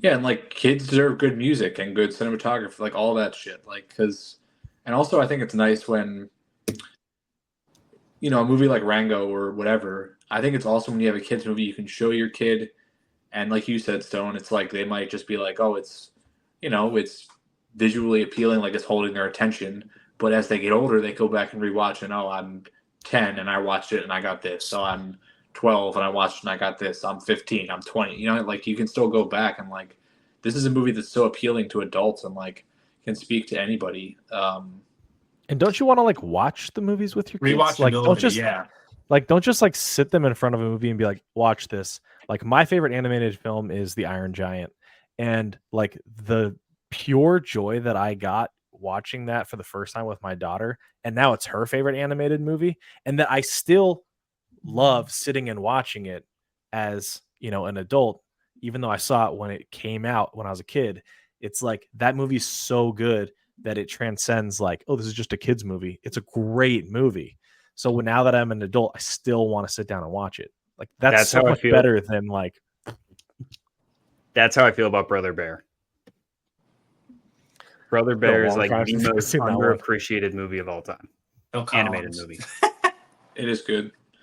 But also like, and like you're saying, like storytelling throughout history is like for families, right? Like it's not just for like it's designed to be shared together and appreciated. And like, I don't think we should like just get rid of that because, oh, this is just for kids to turn a kid's brain off for 90 minutes, like while mom does or dad does whatever the fuck. Like it's just, every storytelling should be like a communal thing. It brings us all together and we can bond over, you know, how we enjoy stuff and how we interpret things. And like, I just think that's good for families. Like that should be the goal. Also, I've also found that it's easier to transition your kids from watching just animated movies into watching things like E.T. and Jaws and, you know, all that stuff when your kids are watching like good storytelling.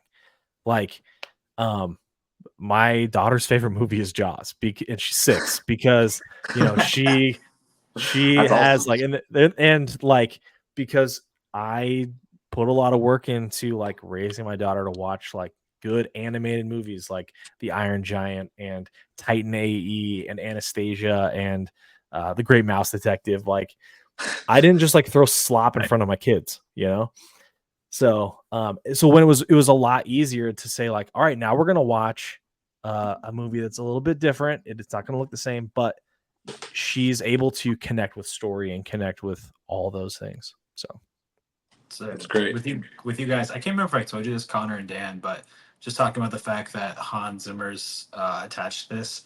I might think of you guys or think of you, Brandon, in less than a month because I am actually seeing Hans Zimmer live. So who knows? Maybe he'll pull out Rango. I don't that would be think he sick. will. That'd I be don't sick. think he will, but that'll be kind of dope. But Can you imagine I if don't he know. just started playing that like woo, woo that song? Hans Zimmer is hands down the best part of Interstellar. Oh, we don't Yeah. need to get into that. The guy's great. Yeah. But yeah, all these movies are great. I just love this episode has gone a little bit longer, but it's just because we can't stop talking about it, and it's only 12:30 in the morning, and like we're like wide awake just talking about an Guys are 3 animated hours movie ahead from of me. 2011. This is one of the best, in my opinion, collections of movies we've talked about. Like every single one of them is quality, and like each in their own. So different. Yeah. Yes, each in their own very distinct way, which is nice when we're having these conversations because it can get repetitive with some stuff. So it's good. It's a pretty good genre of movies in it. Yeah. Westerns. Oh, one thing that we talked about the character designs in Rango, and I made a specific note about this in my last review. I think Rattlesnake Jake might be my favorite character design like ever. He's like awesome. To have him modeled after Lee Van Cleef from The Good, the Bad, and the Ugly, and then just like a Gatling gun for a tail is the most insane like choice. He's OP. But sure. on top of that, he's got like the belt that goes around his body and like it clicks like gears when he moves. Yeah, Is like it's so rad, and he's got the little mustache too. I love Rattlesnake Jake. It's funny you say it because last week I literally brought up that my favorite character design ever is a xenomorph. Yeah. Rattlesnake Jake could take a xenomorph for sure.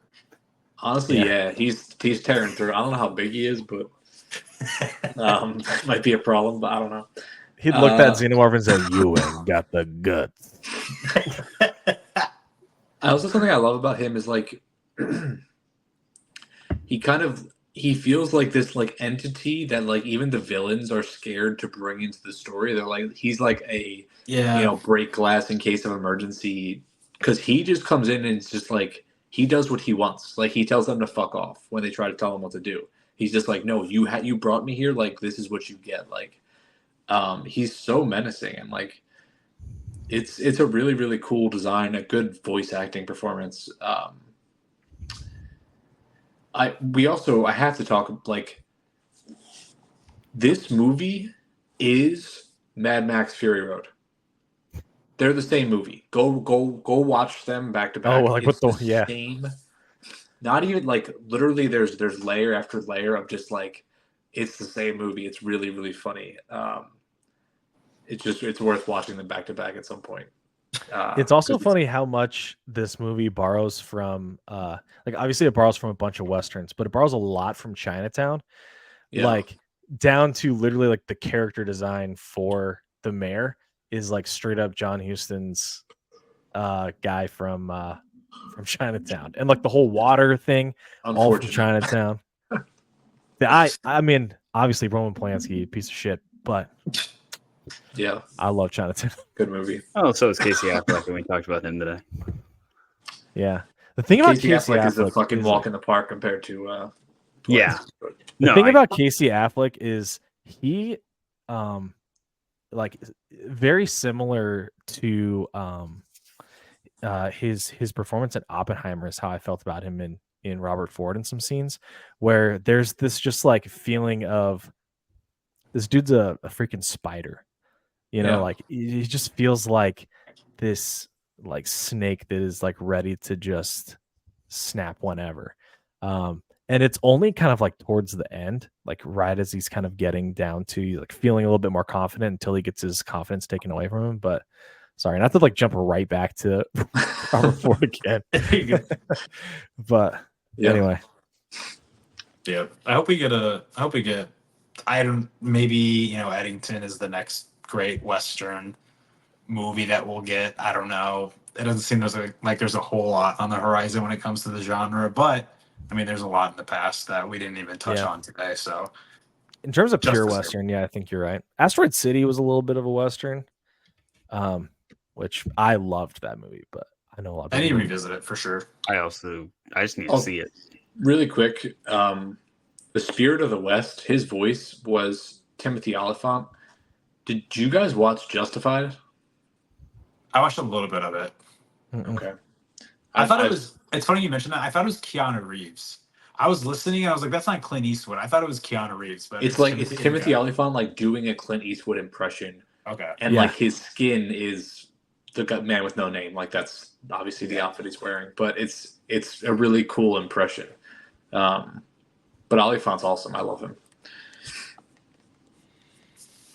All right, Brandon, you watched a lot of movies. Mm-hmm. How many movies have you watched in 2024? In I'm scared that I'm gonna guess. Let's see who can get the closest. So Brandon watches like 20 movies a month, 8 months in. So you have like a list of all 2024 movies that you've watched? Mm-hmm. All right, I'm going one. Wait, are you wanting to 20 know how many movies from this year that I've watched, or how Yeah. many movies in total that I've watched? Just from this year. Oh, just from this year? Okay, let me check real quick. I'm just gonna go 100 flat. I'll say 85. 120. You're all under. I've watched 145 2024 Nice. release. Shit. I was gonna Gosh. say 150, but then I was like, that's impressive. Good lord. Yeah. What- I've how watched many are you at, 300 like- for the year 330. I mean, that's not too far. I've watched 200 and I think 40 something. So Yeah, Not I'll say too I far, watch right? on average like a movie and a half a day. So like I will usually like while I'm running on the treadmill, because right now here in summer it's like 100 degrees at 6 a.m. So like I go to the gym to run on the treadmill. So like I'll run for an hour and I'll watch a movie while I do it, and then I'll finish that movie during lunch, and then I'll watch a movie at night. So it's like 1 to 2 movies a day. maybe your body doesn't like bounce as much as mine does, but I can't focus. Like if I try to do that, I would be moving too much in my little phone. Like I could not do that. I'm jealous. So when you put the phone on the fucking treadmill in front of you. What? Yeah. It's still What are moving. you Like you're talking moving. It's still hard to focus. I think you need to be So- softer on your feet. Yeah, so our bodies are extremely unique. We are more similar to wolves when we run. I read an article about this a long time ago, in that our heads don't really move that much when we run, our bodies do. And so our neck kind of like takes a lot of the shock. So your head actually doesn't really move that much. But also for that same reason, I really only rewatch movies that I haven't seen while I'm at the I only rewatch movies. I'll start a movie that I've seen before while I'm at the gym. So a lot of movies that like I'll rewatch for our podcast, the Cinemass podcast. If I'm rewatching it, that's usually where I'll start watching it. Is like while I'm at the gym, because like I already know this movie. I don't have to pay like 110% attention. You know, I already have a general idea of where it's going. But So what movie? I know that you have a certain movie that you said this is going to be the movie I'm recommending for the rest of the year that I still have not yet watched. That's also a little bit of a Western. Yeah. I don't know if you want to recommend. So we always try to recommend a movie at the end of the episode. You want to pick that movie or something else from the 100? I we watched. will. Yeah, I was. Yeah. So, yeah, Last Stop in Yuma County is one of my favorite movies of this year. I saw that when it came out, and I was like, "Holy crap! How have more people not talked about this movie?" Good. And it was one of those that like was in theaters for like literally a week, and I was luckily able to catch it, and I've now seen it twice. I have recommended it to just about anyone who asks me for a movie recommendation. I think it's fantastic. Um, about a bunch of people who kind of get stuck in this diner because the diner slash gas station rest stop is out of gas and everyone's waiting for the gas truck to show up. One of those movies that like there's little things that you catch on rewatch that is just I freaking love it. Also, go see Strange Darling, which is one of my favorite movies of the year. Solid, really solid. I watched that. I watched that and Blink twice on the same day. So that was a pretty good day at the theater. I gotta admit, Good both of day. those movies are super solid. Nice. I did that and The Crow as a double feature. That was not as fun.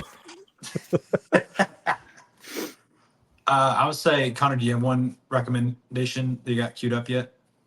I can go. Okay. I'm gonna recommend one of the few movies I've seen this year because I just rewatched it with my wife, and I really think everyone should give Wonka a second chance if you did not like it. I liked Wonka. I like Wonka too. I heard nothing but bad things about Wonka on TikTok, and It was Who are you divisive. following? It was divisive. Some people hated it, but yeah, like a lot of people hated it. I mean, like I heard like you guys say positive things about it. I think we've talked about it, but for our audience, if you have not seen it or you watched it and weren't a big fan, please rewatch it because it seemed for me like it's just like a very like happy like feel good movie. it's Like just not that deep. Like, just Yeah. enjoy it. Turn your fucking Yeah. brain. It's just a silly, fun, nice movie. Like, I don't know. It's not the weird Johnny Depp one. It's I hate that shit. I don't yeah, like that. so do I. I'm fully with you on that. But this new one from this year, I really enjoyed, and I like Timmy in it. Yeah, it's just Yeah. Paul King. It's hard not to like a Paul King movie. Like he makes unique feeling family films really well. Like just the Paddington movies and this just have this bubbliness to it that doesn't feel fake. It feels like really fun to watch. Like they're not trying so hard to make you have fun. Just the way it's put all together is what brings you that much enjoyment. Yeah, the brilliant. I love Wonka. I loved that movie. And the thing that Paul King really, in Paddington 1 and 2 and in Wonka, the kind of the through line through all three of those is that um everyone and their little quirks and interests, they all have value, they all have a place. And I love how in all three of those movies, every character that has kind of like this like weird little thing about them all fits into that final act. They all kind of like are little puzzle pieces that he fits into like making the end of the movie work. And I think he's brilliant. I'm so sad he's not doing Paddington in Peru. I was just thinking that. That's a real big bummer. And then also, I can't remember the actress's name, but the one who played the mom in Paddington, she's also not back. She was in Wonka. Sally Hawkins, yeah. Yeah, Sally Hawkins is not back, and they recasted her for Paddington Peru. That I don't like that. I'm not a big fan of that. Yeah, I don't remember. I think they recast her. So That's sad, but that comes out in January too, which I'm not. January is like weirdly turning out to be a solid month with that Mickey 17. I think The Wolfman also comes out that month. Random, but I'm down for another good month of movies. Sure. What's your movie, Stone? I don't think I've recommended it before, but it's a movie that I really didn't. Maybe I have recommended it before. I can't remember. Have I ever recommended Theater Camp? I don't think so. Theater Camp was a comedy that came out last year. It's funny. I liked it. That was like Molly Gordon and Nick Lieberman were the directors of it, but they also wrote it. They also like star in the movie too, I believe. Well, Nick Lieberman doesn't star in it, but Molly Gordon wrote it and directed it and stars in it with Ben Platt. And it's just how Ben Platt, who he was very famously known for Dear Evan Hansen on Broadway, but he's also in Pitch Perfect and he's a singer. But him and Molly Gordon were like childhood best friends. They grew up together in doing theater. And his mother, no, not his mother, but the theater camp that they grew up in, their instructor suffers a coma, gets put into a coma. So her entrepreneur son, who's played by Jimmy Tatro, I believe is the guy's name, who's really fucking hilarious. Anyways, but basically they have to run this theater camp without their instructor there.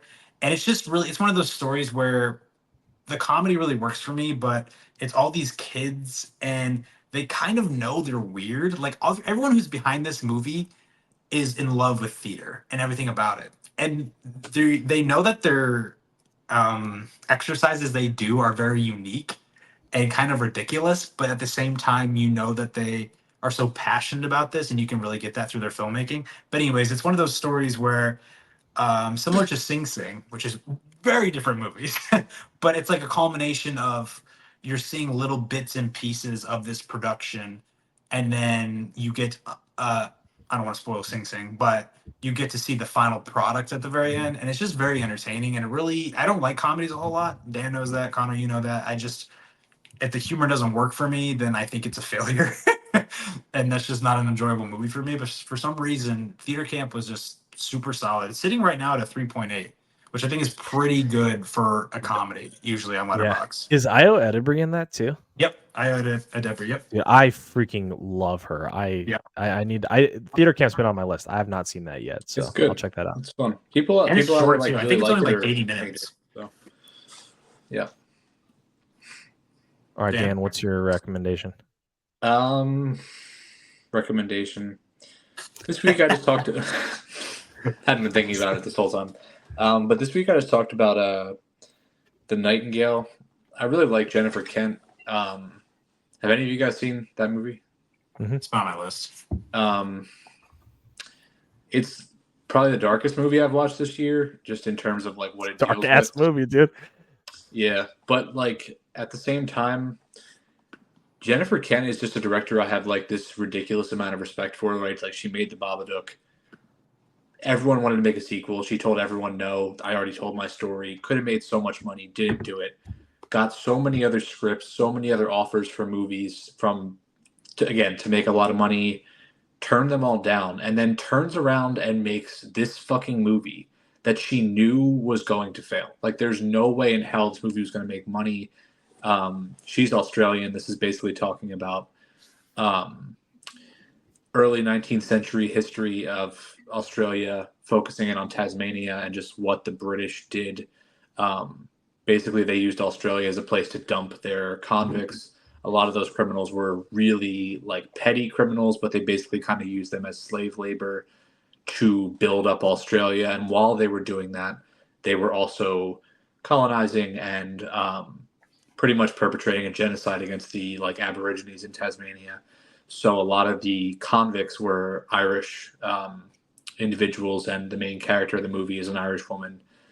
And basically her family gets completely destroyed, and she gets left for dead by a British officer who's kind of a sociopath. And then she comes into contact with an Aboriginal guide, and the two of them pretty much work together to just get revenge. And it's like it's a really upsetting movie. But I love the way she used an Aboriginal character and an Irish woman to talk about what Britain was doing. And like I went in the letterbox reviews of this and like lost my mind. People are like, oh, this white woman thinks she's stuff. It's just like it's an Irish woman. Like Britain was in Ireland for 500 years, like doing the same stuff. Like it's a perfect way to tie together those two stories and like talk about what they did all over the world. And it is really brutal and like tough to watch, but I just respect Kent for making it. And you know, she hasn't made another movie. I don't know when that'll happen, but it's on Shudder. I think she's got one coming up. It's been talked about forever. Like she's supposed to be adapting a book. I forget what book it is, but it's been talked about for like a really long time. So I hope it does happen because I think she's awesome. Alice and Frida forever is what. Yes, yeah, and I just respect her for making this. But it's on Shudder and AMC Plus and Canopy, or you can rent it. But there's like sexual assault and like a lot of violence. It's really heavy. But yeah, it ruined Sam Claflin for me. If I'm being honest. Every time I see him now, I'm like, dude, that's that guy. Yeah, he's really awful. I mean, yeah, it's a tough movie, but again, it's a period of history that like I love when directors find slices of history that just aren't talked about ever, and talk about them. So I'm always down for that. But she worked as an apprentice to Lars von Trier in Dogville. Did you get that from the movie? I certainly did. You know, I know that the Babadook is re-releasing in theaters, I believe for its 10th anniversary next month. And I really hope there's like that. It's insane, but I love it. The fact that Coraline made more money on its re-release than the Phantom Menace did, which is Oh, did it insane. really? That is Yeah, Made more than The Crow did this weekend. yeah. Coraline made like almost, I think, like 15 or 20 million dollars these like last week and a half. People rewatching it in theaters, and I feel like the Babadook probably didn't make that much money when it came out originally in theaters. I I think it feel like did well. I think. really, I'd be very surprised just because that's like Jennifer Kent's first movie, and it's, I mean, no one knew about her or maybe the film itself. But I'm really curious, and I hope that it does really well on the re-release, and then Yeah, hope we they, get a they made it for $2 million. It made 11 million. So oh shit. I feel like it could get, because IFC Films too that's doing the re-release. I don't know if they were the ones originally behind it, but IFC Films, like I've been telling all of our horror friends, like Chuck and Gigi, like IFC Films has done phenomenal and just hyping up their movies this year. Like I feel like I've seen more hype around IFC Films horror films than I have like Neon or A24 sometimes. I'm trying to think. What did I just watch that was IFC? Oh, Skincare. Yeah, Was Skincare, and then you IFC. had In a Violent Nature was them, Stop Motion was them. Um, they were behind, I think, Late Night with the Devil as well. Yeah, put it into I think context. I think IFC was one of the 40 opening like production companies at the credits for that movie. Did you guys notice that there were like 100 different Yes. production companies? Yes. That sometimes that's what it takes to get a movie made.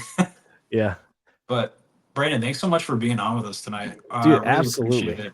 Yeah. Please, you already said that you had your own podcast, which we all know that, but our audience probably doesn't. Just please plug yourself, tell everyone where they can find you. Like I said, Brandon has watched 743 movies this year, so I don't know if there's anybody out there that's watching more than him. So tell everyone where they can find you and all your stuff.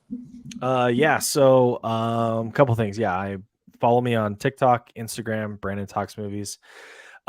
I mentioned this to you guys, I think beforehand. I'm the director of marketing for a horror film festival in St. George, Utah, Horror Fest International. If anyone wants to come out, let me know, and I'd be happy to welcome y'all out to Horror Fest. But yeah, I've got my own podcast, the Cinemas podcast. I run it with my brother. He is not a cinephile. So it's like me who loves movies and him who watches a movie occasionally, and we tackle film together. It's a lot of fun. And then yeah, and feel free to follow me on Letterboxd as well, Brandon Talks Movies. But I think it's like at cinema _ Brandon. And yeah, I'm like, I review every movie that I watch. I write some kind of review. So if you're ever like, oh, what, I always try and like add some context behind my rating, and mine's public. I'm more than I'd love people to follow me. I know Dan keeps his like in secret. It's his own private little. I don't need any bullshit around that. That's for me. It'd be alone. I don't know if people know what I rated Wild Hogs or any of that. So.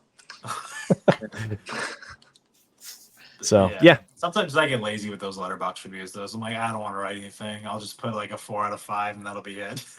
I have all these deep thoughts, and I'm like, some rewatches. I'm like, here's a rewatch. But also, it's like I want to let my last review kind of speak for itself if it's the same star rating. Let me ask you guys one 30-second question about Letterboxd, and this is one of my main stumbling points.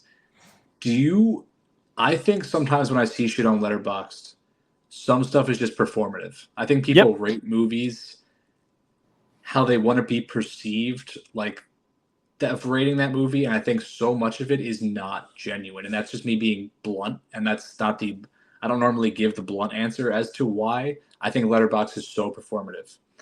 That's my main issue with it. I keep my shit for myself because I want to be true to myself and know what I'm rating something for me. And that is, again, I think some people might get offended by that, but like that's how I think about it. But like, how do you guys not like, what's your thought process? I guess.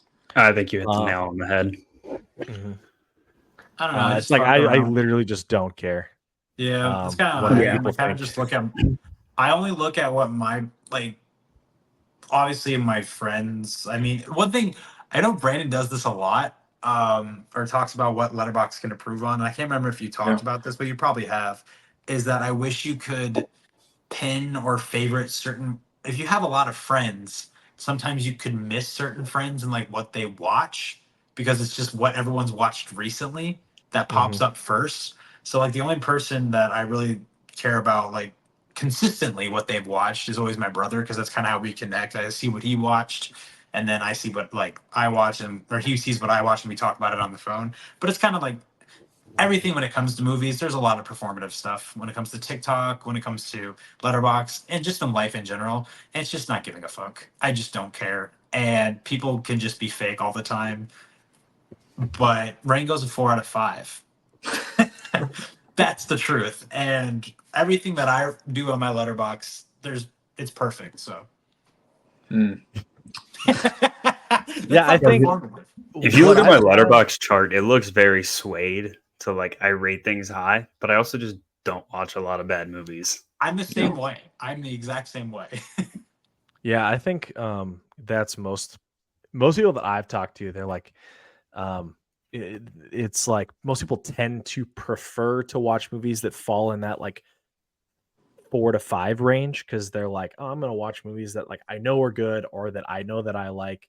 Um, but when it comes to like rating things, I think that for a lot of people, it is very. And I've seen people like give 5 stars to like 2001: A Space Odyssey, and they're like, I don't like this, but I know that this should be a 5-star movie, and I'm like, I hate then that. just give it the 2 stars. Like if you don't like this movie, I personally love that movie, and it took me like multiple viewings to be like, holy crap, this thing is incredible.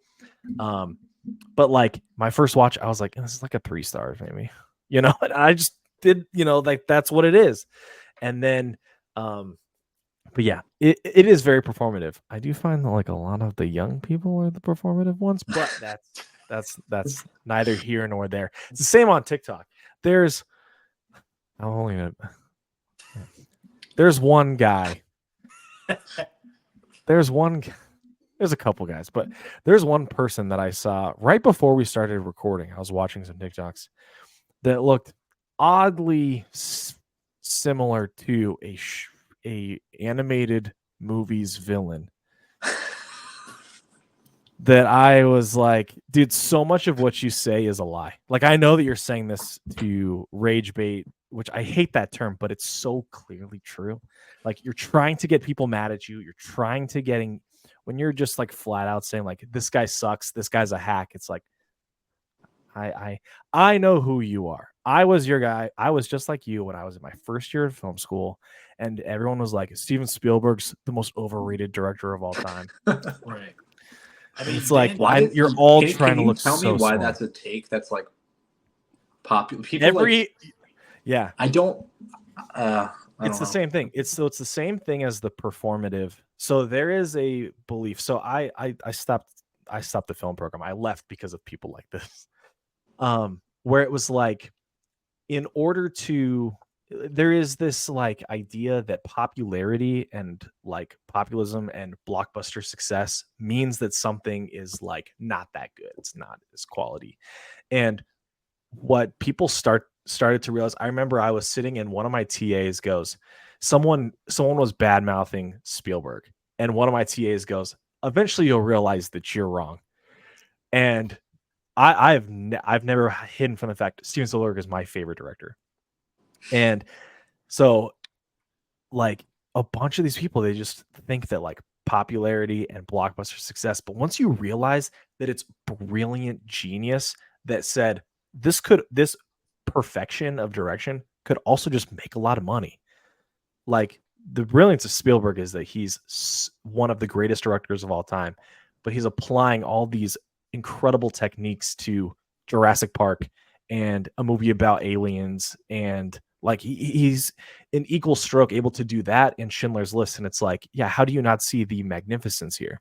Yeah, Brandon, It's I was just stupidity. talking about that when we were talking about our Chazelle episode, and I talked about the fact that compared Damien Chazelle, Robert Eggers, Jordan Peele, and Greta Gerwig, all four very young, up and coming directors, and which one of them is the best. And I gave the illustration that I think the one that's the smartest, who has realized that they can still make good, the best way to make the movies that they want to make in the most popular way nowadays is what Greta Gerwig is doing, because she went from an original film to IP and Little Women and then to Barbie. But Barbie is so much more than that. It's a Greta Gerwig film just slapped, with that branding on it. And there's a reason why Damien Chazelle was in director's jail for a little bit. Like he tried to, you know, ride the same ladder, but that's just not how it works. Like we talked about the fact that people just don't care about movies about Hollywood. They don't care about movies about Babylon. People don't go to the theater to watch those movies. You can't make those for $100 million. Even Jordan Peele, I think Nope might have been his like least financially successful movie, which is crazy because it's a sci-fi film. And then what was the last one? Eggers. Eggers movies, I think Nosferatu might be really maybe his highest grossing, which I'm super excited about that. But Gerwig doing Narnia just makes sense. And I think she's so smart in the decisions she makes. And by Spielberg, Jurassic Park is just genius, as in it's a dinosaur movie. It was like the biggest, it's just automatically going to make money, but it still feels like a Spielberg film at the same time. I think that's exactly what Gerwig is doing. Like Yeah, it's it's so like, smart to blend blockbuster along with your filmmaking. yeah, you kind of have to maintain like the spirit of what you're doing, but you also have to ride the same ride. Like you have Yes. to learn how to like cash the checks, but spend it in the way that you want to be spending it. Like she's going to, if she wants to keep making projects, she's gonna have to keep eating out of the hand that feeds. But what she and Spielberg have, what she's going to keep doing, it seems, and what Spielberg's done for so long is like, look, I know how to take what you're feeding me, but make that stretch and turn that into something better by my technique than to say like, oh, well, I want to twist this and make it this or make it that. Like Spielberg knows how to work within the system, but inject it with such like incredible direction. Sorry, I know that it's like 1 a.m. for you guys. You're good. My brain is fully turned off. I'm asleep. Yeah. It's okay. You started it. You're the one who started asking. But at the same time, I love the conversation. So Yeah. Yeah. Well, thanks everybody. Thanks Brandon for joining us. Everyone who's stayed until the very end of this episode, listening to us talk about westerns and movies, our favorite things in the world. But please, until our next episode, go outside, sit on a park bench, touch some grass, and we will see you next week on Goodwill Podcasting. Thanks, guys.